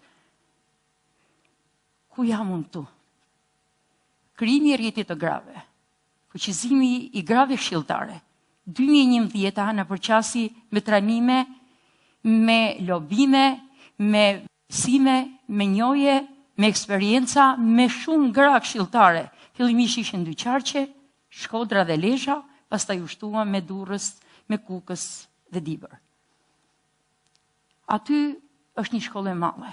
dldp-ja më mësoi që unë duhet isha këtu, duhet isha pjesë e një vendimmarrje nëpërmjet trajnimeve të shumta. Ishte trajnimi i parë dhe kërkesa e parë e imja personale në një vizitë në Kosovë. Uftuam për të dhënë eksperienca dhe për të marrë eksperienca. Paraqitet përpara nesh një program dhe mes dilemës në një fondi që dldp-ja i akordonte Bashkisë Rovikut, unë kisha 2 qëllime. E para, një fushë topi, sepse unë isha trajnerja futbollit të vajzave dhe nuk ekzistonte, dhe mes dilemës tjetër ishte ajo pjesa e kancerit të gjirit, ekzaminimin e kancerit të gjirit, sepse qyteti Rovikut, për arsyet e veta, ishte i prekur nga ky fenomen. Unë guxova, aplikova, fitova, fal mbështetjes Valbonës dhe ne fituam atë projekt. Sot do të jetë shumë e thjeshtë, por në 2013 ishte shumë e vështirë të zgjidhje 300 gra nga qyteti Rovikut e të sjellë çdo ditë në Tiranë, të mirë organizuara për 4 ditë. Në kohë rekord, ne na duheshe që gjithë dokumentacionin ta dorëzonim dhe tek spitali dhe tek dldp-ja për të qenë edhe ne korrekt. Kemi trokitur der në der, jo vetëm unë, ne ishim 4 zonja këshilltare, marrë gjithë shka merë sukses, ishte një përqasje ndryshe. Si unë ndjem ne? Ne ishim ato gratë e zonja të zyrave, ne ishim ato gratë e zonja shtëpijake, por ne ishim dhe ato nënat e mira, apo të zonjat e mira që e dinim që kudhem në qytetin tim. Rritja e cilësisë dhe shërbimeve komunitetit. Erdhi pastaj me përqasje të tjera dhe ne personalisht, unë, si Flor, kërkoja sfida të tjera për qytetaret e mia, pra të zonja, jo pse nuk ishin të përfshira në politikën lokale, por nuk e kishin hapësirën e duhur për të përballë dhe për të qenë aty ku kishin vendin e vet. Ditë them këtë që mbas një sfide triumfuese, të gjitha ne si zonja, si gratë Ruvikut, mas luftës dhe punës madhe që bëm për ekzaminimin dhe sensibilizimin e kancerit të gjirit, vazhduan projekte të tjera dhe këto projekte ishin thjesht të gjitha zonjat, çdo 8 mars, po në 8 vite, çdo Krishtlindje, po në 8 vite, ne të organizonim në mënyrë pa bindje politike, të favorizoni qenëmja në këshill, të favorizoni qenëmja kryetare këshilli, ne bonim atë pjesën e lobimit, si kur thjesht të dalim për një kafe dhe kemi bërë gjëra model për qytetin tonë. 2015 pastaj, me reformën territoriale, unë mendoj, u hapën hapësira, u krijuan hapësira të tjera, për zonja të tjera, sepse dhe puna e madhe e DLDP-s për organizimin dhe vlerësimin e gruas, për trajnimin e grave, kishte vlerën e vet. E megjithatë, unë mendoj në zona rurale, në zonën nga unë vi, nuk është se ne kishim në jurisi. 5 gra ishim para 2015-ës dhe po aq jemi edhe pas 2015-ës. Atë që dua të them unë këta është, ku jeti Flor? Unë sot kam marrë frikën, kam vrarë frikën, nuk kam më atë ndjenjen e mentalitetit dhe them kaq. Unë dua të jem aty ku kam mundësi të jap kontributin tim. Dhe kontributi im është gjithë mbështetja e grave për gratë. Ajo që ka dua të kërkoj, dhe dua të them me bindje, nëse këtu ka dhe kryetari i bashkisë, njerëz të përkushtuar të pushtetit vendor, do të ishte mirë që në përqasjen e re, në ndarjen e re territoriale, ne jemi shumë pak gra, edhe ajo pjesa e lobimit gra për gratë, jo se nuk ka potenciale, po ne jemi vetëm 2 zonja, 2 gra jemi në gjithë bashkitë e Veriut, kryetare ose administratore të njësive administrative. Kush nga ju mund të më thotë si gjitha këto gra dhe zonja të mrekullueshme që u tranun nga DLDP-ja nuk janë në gjendje të afta për të përballuar një sfidë të tillë. Më falni se unë kam pak emocione për arsye shëndetësore. Dhe gjitha kjo më sjell përpara jush për të bërë një prezantim të shkurt për qytetin nga unë vi, për atë sfidën e madhe të grave në zonat rurale, për atë mbështetjen që një qytet të jep nëse ti punon, dhe sfundi, unë dua të them, besoj që kam folë për Ruvikun, kam një falenderim për DLDP-n, kam një mirënjohje të madhe për Valbonën, dhe për zonjat e tjera, unë jam Flora dhe kjo. Faleminderit.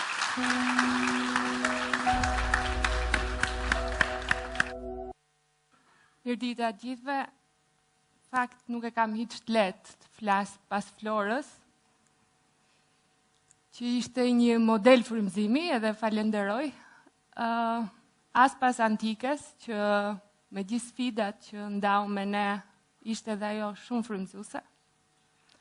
Pa dyshim, duke dëgjuar të mënyrë përmbyllje të programit të DLDP-s, mendoj që është mënyra më e bukur dhe më spektakolare për të qenë gjithë bashkë, për të reflektuar, për të ndarë përvoja, për të bërë frymëzues dhe për projekte tjera. Dhe i gjeja vete në pjesët të veçanta të bashkëpunimit që kam pasur në nivelet ndryshme me DLDP-n dhe jam shumë mirënjohëse. Thash kisha emocione kur foli Antike dhe Flora, pa dyshim, edhe kur foli Nertili. Kështu që e gjeja pa dyshim me vënd base të flisja për disa çështje. Po jam i kënaqur që kam mundësinë edhe të flas për një çështje që e kam shumë për zemër, për pjesëmarrjen e grave në politikë. Edhe thash më shumë se sa folën parafolset, nuk mund të them unë.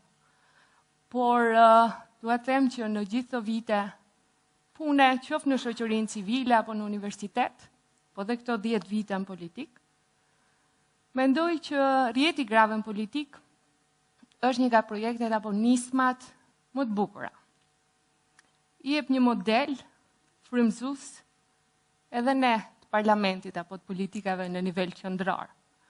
Rjeti grave në politik i krijuar nga gratë këshilltare, të cilat nuk ka nevojë të përmendin fare partitë politike, ju e dëgjuat Floron, as kërkun nuk përmendi partinë politike e zonjave që janë anëtarë të Këshillit Bashkiak, po tregoj për nismat që ato kanë ndërmarrë, pikërisht sepse ato përkujdesen për komunitetin dhe duan të bëjnë më të mirën për ta.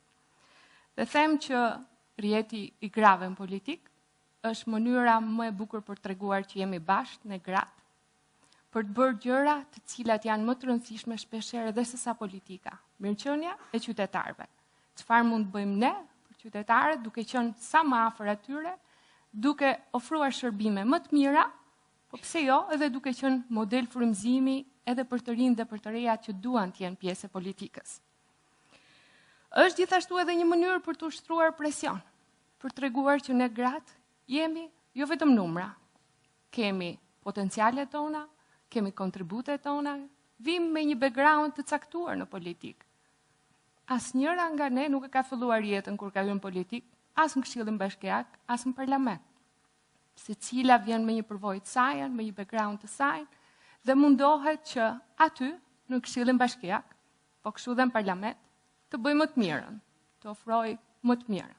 Dhe them që duke treguar që jemi bashkë, i japim një model shumë të mirë politikës shqiptare dhe tregojmë që kur është fjala për interesin e qytetarëve, nismat që ndërmarrim kanë efekt të jashtëzakonshëm tek këta qytetarë, sidomos te grupet e njerëzve në nevojë. Më vjen shumë mirë të them, mbase nuk u përmendëm gjitha këtu, që nismat e grave këshilltare në Këshillat Bashkiak, e aleancës së grave këshilltare në të gjitha bashkitë thuajse, kanë dhënë impakt të jashtëzakonshëm përmes nismave të vogla në dukje, u përmendën bursat, u përmendën nismat për familja, po grupe në nevojë, dhe them që kanë qenë tregues më i mirë pse duhet të jenë gratë në politikë. Pse duhet që ato të përbëjnë 50% të këshillave bashkiak, pse duhet të jenë në parlament, pse duhet të jenë kryetare bashkie, pse duhen mbështetur gratë në politikë, sepse vërtetit e i kalojnë kufit e politikës dhe mundohen të ndërmarrin nisma në ndihmë të komunitetit. Gjatë periudhës 2013-2017, si ministre e zhvillimit urban, kisha mundësinë të punoja me të gjithë kryetarët e bashkive. Dhe sigurisht ka qenë një përvojë sfiduese dhe jam munduar fort të bashkëpunoj me gjithë me ta. Por dua të veçoj zonjat që drejtojnë bashkitë për projektet dhe nismat e tyre të veçanta, që mbasi ju të gjithë i dini, sepse shpeshherë nuk janë televizor. Zakonisht janë më modeste gratë, punojnë më fort, po janë më pak të dukshme. Dua të përmendja këtu projektet e kryetares së bashkisë së Roskovecit, që 2 vite me radhë bashkëpunuan fort bashkë për të ndihmuar grupet në nevojë, komunitetin rom dhe egjiptian, duke rikonstruktuar shtëpitë e tyre. Zonjën kryetare të Patosit, që një godinë të vjetër erdhi me një projekt të qartë, donte që ta ndërtonte si banesa sociale për gratë kryefamiljare të Patosit. Edhe realizuan bashkë. Patjetër zonjën kryetare të Bashkisë Shkodër, e cilën bëm një projekt pilot. Një godinë e vjetër aty, që e kishte bashkia, e rindërtuam dhe bëm si garsoniere të vogla për jetimët mbas 18 vjeç, për të qenë një model i cili mund të replikohej dhe nga bashkiak të tjerë. I ndava këto për të thënë që jo thjesht se duke qenë gratë mendojnë më shumë për çështjet sociale apo komunitare. Ato jo thjesht nga rolet që kanë në familje, edhe nga përvojat që sjellim në vete, po dhe nga ndjeshmëria, edhe nga fakti që mundohen që politikës t'i sjellin njerëzillëkun, si shpeshherë e humbet. Dhe them që duke qenë aty për njerëzit e thjesht, japim një model i cili duhet vazhdoj të jetë frymëzues edhe për tjerë. Dua të theksoj që gratë qofshin këto në këshilla bashkiak, qofshin këto kryetare bashkish, qofshin këto në parlament, kanë nevojë sërish për mbështetjen tuaj. Kanë nevojë jo vetëm të jenë bashkë me njëra tjetrën, dhe unë vlerësoj dhe falenderoj secilën prej tyre për kontributin që ka dhënë, po ka nevojë edhe të mbështeten. Shpesh herë i hedhim në deta në oqean, edhe i lëm të dalin vetë aty me notë. Sepse mendojmë që ja, gratë kërkojnë këtë gjë, kërkojnë ty në politikë, ja ku e kanë, t'ja dalin. Po, por ama, burrat kanë shumë vite që bëjnë politikë, apo janë politikë. Ka një network më të fuqishëm, kanë akses shumë më të madh në buxhetet e partive politike, kanë rrjete shumë të mëdha, edhe me mediat, edhe me gjithë aktorët e tjerë. Ne mund të jemi më shumë bashkë, dhe duke vazhduar së qeni bashkë, me networkun tonë, me rrjetin e grave politik, i përballim më mirë sfidat. Bëhem një grup më i fortë presioni, kemi nevojë jo vetëm për mbështetjen si thash, por dhe rritje kapacitetesh, edhe trajnime. Edhe në pushtetin vendor, në Këshillin Bashkiak, edhe në parlament, diskutohen gjëra nga më të ndryshme, ligje nga më të ndryshme, projekte, financat, që një mjek mbase edhe një mësues apo mësuese jo gjithmonë mund të ketë informacion. Pra trajnimet, mbështetja dhe bërja e gjërave bashk, duke ndarë dhe modele pozitive, them që është gjëja më e mirë që mund të ndihmojmë për të vazhduar për të pasur grand politik dhe për të vazhduar për të dhënë modele pozitive. Them dldp-ja ja ka dalë mban ta bëj këtë gjë, duke rritur kapacitete dhe duke krijuar modele të mira, të cilat mund vazhdojnë të japin efektin dhe impaktin e tyre në zhvillim të komunitetit. Mendoj që politika ka nevojë dhe do të ketë nevojë gjithmonë për këndvështrimin, kontributin, angazhimin, perspektivën e grave dhe vajzave. Jo vetëm se është e drejta e tyre. Jo vetëm se komunitetet përbëhen nga gra, vajza, burra, të moshuar, të rinj, fëmijë, po për faktin që nëse ndërhyrjet kanë perspektivat e të dy gjinive, janë më të qëndrueshme, janë më gjithëpërfshirëse dhe kanë impakt të jashtëzakonshëm te jeta e gjithë secilit nga ne. Unë doja t'ju falenderoj sërish për vëmendjen, të falenderoj dldp-n dhe gjithë stafin me cilën kam pasur kënaqësinë të bashkëpunoj. Jam mirënjohëse edhe për bashkëpunimin dhe për gjithçka më keni ndihmuar edhe në nivelin si grua në politikë, edhe në nivelin kur kam qenë shoqëri civile, edhe kur kam qenë ministre, kam ndier asistencën edhe bashkëpunimin tuaj. Ju uroj shumë suksese dhe dua që projekte dhe programe të tilla, të cilat kanë vazhduar, duhet të kenë atë vazhdimsinë shqiptare, duke bërë të gjithë bashkë për t'ia dalë më mirë, për të arritur gjëra më të mira. Shumë faleminderit.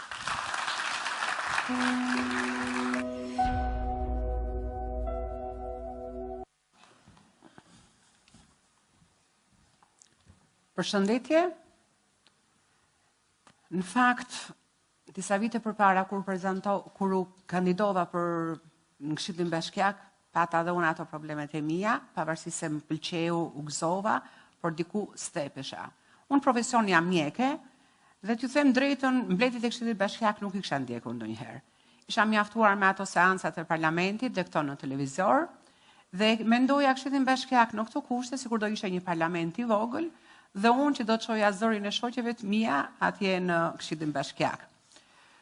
Kur u zgjodha ndryshoi diçka, sepse aty pash që unë duhet të çoja zërin jo vetëm të atyre grave, shoqeve, mikeshave, apo dhe atyre grave me probleme sociale apo shëndetësore që i përkiqin pikërisht zanatit tim, por dhe atyre banorëve, fqinjve të lagjes që më dhanë votën dhe besuan tek unë. Këtu them drejtën u stepa në shik. Jo se unë jam tip që stepe, jam tip goxha kërkues ndaj vetes, por kisha frikë, do t'isha unë në gjendje që t'i çoja pikërisht problemet e këtyre atje ku duheshe, dhe mirë që i çova këto probleme, po a do kisha mundësi që të ndikoja sadopak në zgjidhjen e këtyre problemeve. Por, siç e thash më parë, unë nuk jam tip që tërhiqem, nuk jam tip që tutem, dhe këtë pjesën e bëra me kënaqësi të madhe. Kam shkuar vetë në shoqatat e grave me probleme sociale, në ato shoqata grash me probleme shëndetësore. Kam shkuar në ato qendra fëmijësh ku ka pas probleme sociale, probleme shëndetësore, dhe jam kapur me pikat më të dobta, me pikat më kyçe që kishin probleme këto qendra ku unë isha. Dhe duke mos pushuar asnjëherë së foluri, kjo është në tipin tim, i kam çuar zërin gjithmonë në këshill dhe kam kërkuar për t'i zgjidhur këto probleme. Me krijimin e aleancës së grave këshilltare, ku përfitoj nga rasti ta falenderoj shumë DLP-n për ndihmën dhe konsultat e vazhdueshme që na dha, unë u zgjodha kryetare. Këtu përgjegjësia ime u shtua akoma më shumë. U shtua ndaj atyre shoqeve, ndaj atyre mikeshave që më zgjodhën dhe atëre këtë betejë në thonjza ne vazhduam si aleancë tani. Dhe dua t'ju them këtë që aleanca e Durrësit është një aleancë kompakte. Ashtu siç tha dhe kolegja ime, aty në aleancë ne nuk kemi ngjyra politike. Ne nuk diskutojmë çfarë ngjyre i përkasim, roz, mavi e tjera me radhë. Me fjalë jemi shumë komode njëra me tjetrën. Dhe të gjitha këto gjëra neve i përçojmë dhe në këshill. Dhe është një gjë, që ato gjëra që neve kemi kërkuar në këshill, neve na i kam pranuar. Ne kemi kërkuar uljen e taksave për gratë kryefamiljare, na është përshtatur. Ne kemi kërkuar uljen për taksat atyre grave me binjak, me trinjak, kemi kërkuar ngritje të këndeve të lodrave, rikonstruksione të kopsheve, të çerdheve, dhe këto na janë pranuar. Dhe këtu përsëri përfitoj nga rasti, frymëzues në këtë pjesën, në pjesën e emocione, në pjesën e aleancave, në pjesën e eksperiencave tona, gjithmonë ka qenë ky rrjet të cilët neve ja dim shumë brënder se kur hym në politik nuk ishim kaq të zhdërvjellta për të dëgjuar, për të zhvilluar dhe për të kërkuar ato nevojat e komunitetit në të cilën neve zhvillojmë. Do thoni ju e keni pasur të lehtë, jo as pak të lehtë se keni pasur. Sepse duke menduar që përpara kemi pasur një mur me ca burra që ishim mësuar gjithë jetën në politikë dhe tash i erdhëm ca gra që neve do jipnim mend. Kështu na mendonin. Megjithatë ne nuk u tutëm. Nuk u tutëm për herë të parë sepse ne bazoheshim në kërkesat tona dhe ato kërkesat tona ishin kërkesa që qëndronin, ishin kërkesa sensitive, ishin kërkesa për pjesën më vulnerabile të shoqërisë. Gjithmonë kemi diskutuar, unë kam diskutuar, kam thënë, nuk është e nevojshme që neve ose problem kryesor është që ne t'i sigurojmë një vend pune në një fason një gruaje. Ne duhet i krijojmë kushtet kësaj gruaje që të hyjë në punë. Neve po nuk i siguruam një çerdhe, po nuk i siguruam një kopësh, po nuk i siguruam shtëpinë, më falni, shkollën afër shtëpisë, kë grua nuk do të shkojë dot në punë. Ku do t'i lejë ato fëmijë? Një rast, ashtu si tha dhe Flora, për pjesën e fushatës luftës kundër kancerit të gjirit. Bëm fushat që të vinin të gjitha gratë dhe unë si mjeke që isha për t'i bërë në spital të gjithë mamografit falas. Ishte e dhimbshme kur 2-3 prej tyre vinin me fëmijët përdore, nuk kishin ku t'i lenin ato. E shtë kërkoja unë punë për ato gra, duke hyrë në çdo vend për t'i kërkuar, kur ajo grua nuk ishte ku lente fëmin. Pra këtu ishte dhe problemi më kryesor i joni. Këtë problem kemi diskutuar në këshill dhe ato burra të ngurt përpara nesh grave kanë rënë. Kanë ngrit kartoni dhe kanë qenë dakord. Kanë qenë dakord me propozimet tona dhe kanë qenë dakord që ato të vijeshin në jetë. Tani jo se ne kishim të kollajshme këtë gjë, në? Por ne në Durrës kemi edhe një fat dhe ndjehemi që kështu si mirë, sepse ne jemi 27 gra nga 51 antar që ka Këshilli Bashkiak. Pra përbëjmë 52% të grave, më falni, po, 52% të grave, dhe ne si do që tjetë dhe të shiltarve, dhe ne si do që tjemi, dhe në qovë se ato burra nuk do të binden me argumenta tona, ne me forcën e kartonit mund t'ja hedhim çdo gjëje. Pra që në qovë se ka në një nga bashkia në Durrës ta përçoja atje këtë pjesën. Tjetër, jemi të vetëdijshme që kemi probleme përpara. Dhe për më shumë kur është puna e futjes gruas në politikë, ashtu si tha kryetarja e bashkisë, si tha Tina, si tha Flora. Kemi përpara burra që nuk na kanë qef shumë që neve të jemi antare të Këshillit Bashkiak, apo më tutje pastaj për në parlament. Po shqyra në tim parlament ai kryetari jon i don gjitha gra dhe jemi në rregull, po kemi hallin këtu poshtë. Sepse pavarësisht se ne flasim, nuk është shumë e kollajshme që ato mendojnë dhe na shohin që neve kemi çelur në këtë mënyrë. Pra në një farë mënyre mundohen që të na ulin. Ne prapë vazhdojmë.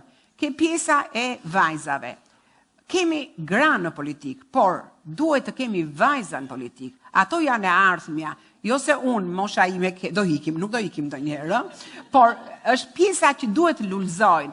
Dhe këtyre vajzave duhet t'ja bëjmë në qik të letë ose të këndshme qëndrimin në Këshill Bashkiak apo në instanca të tjera politike.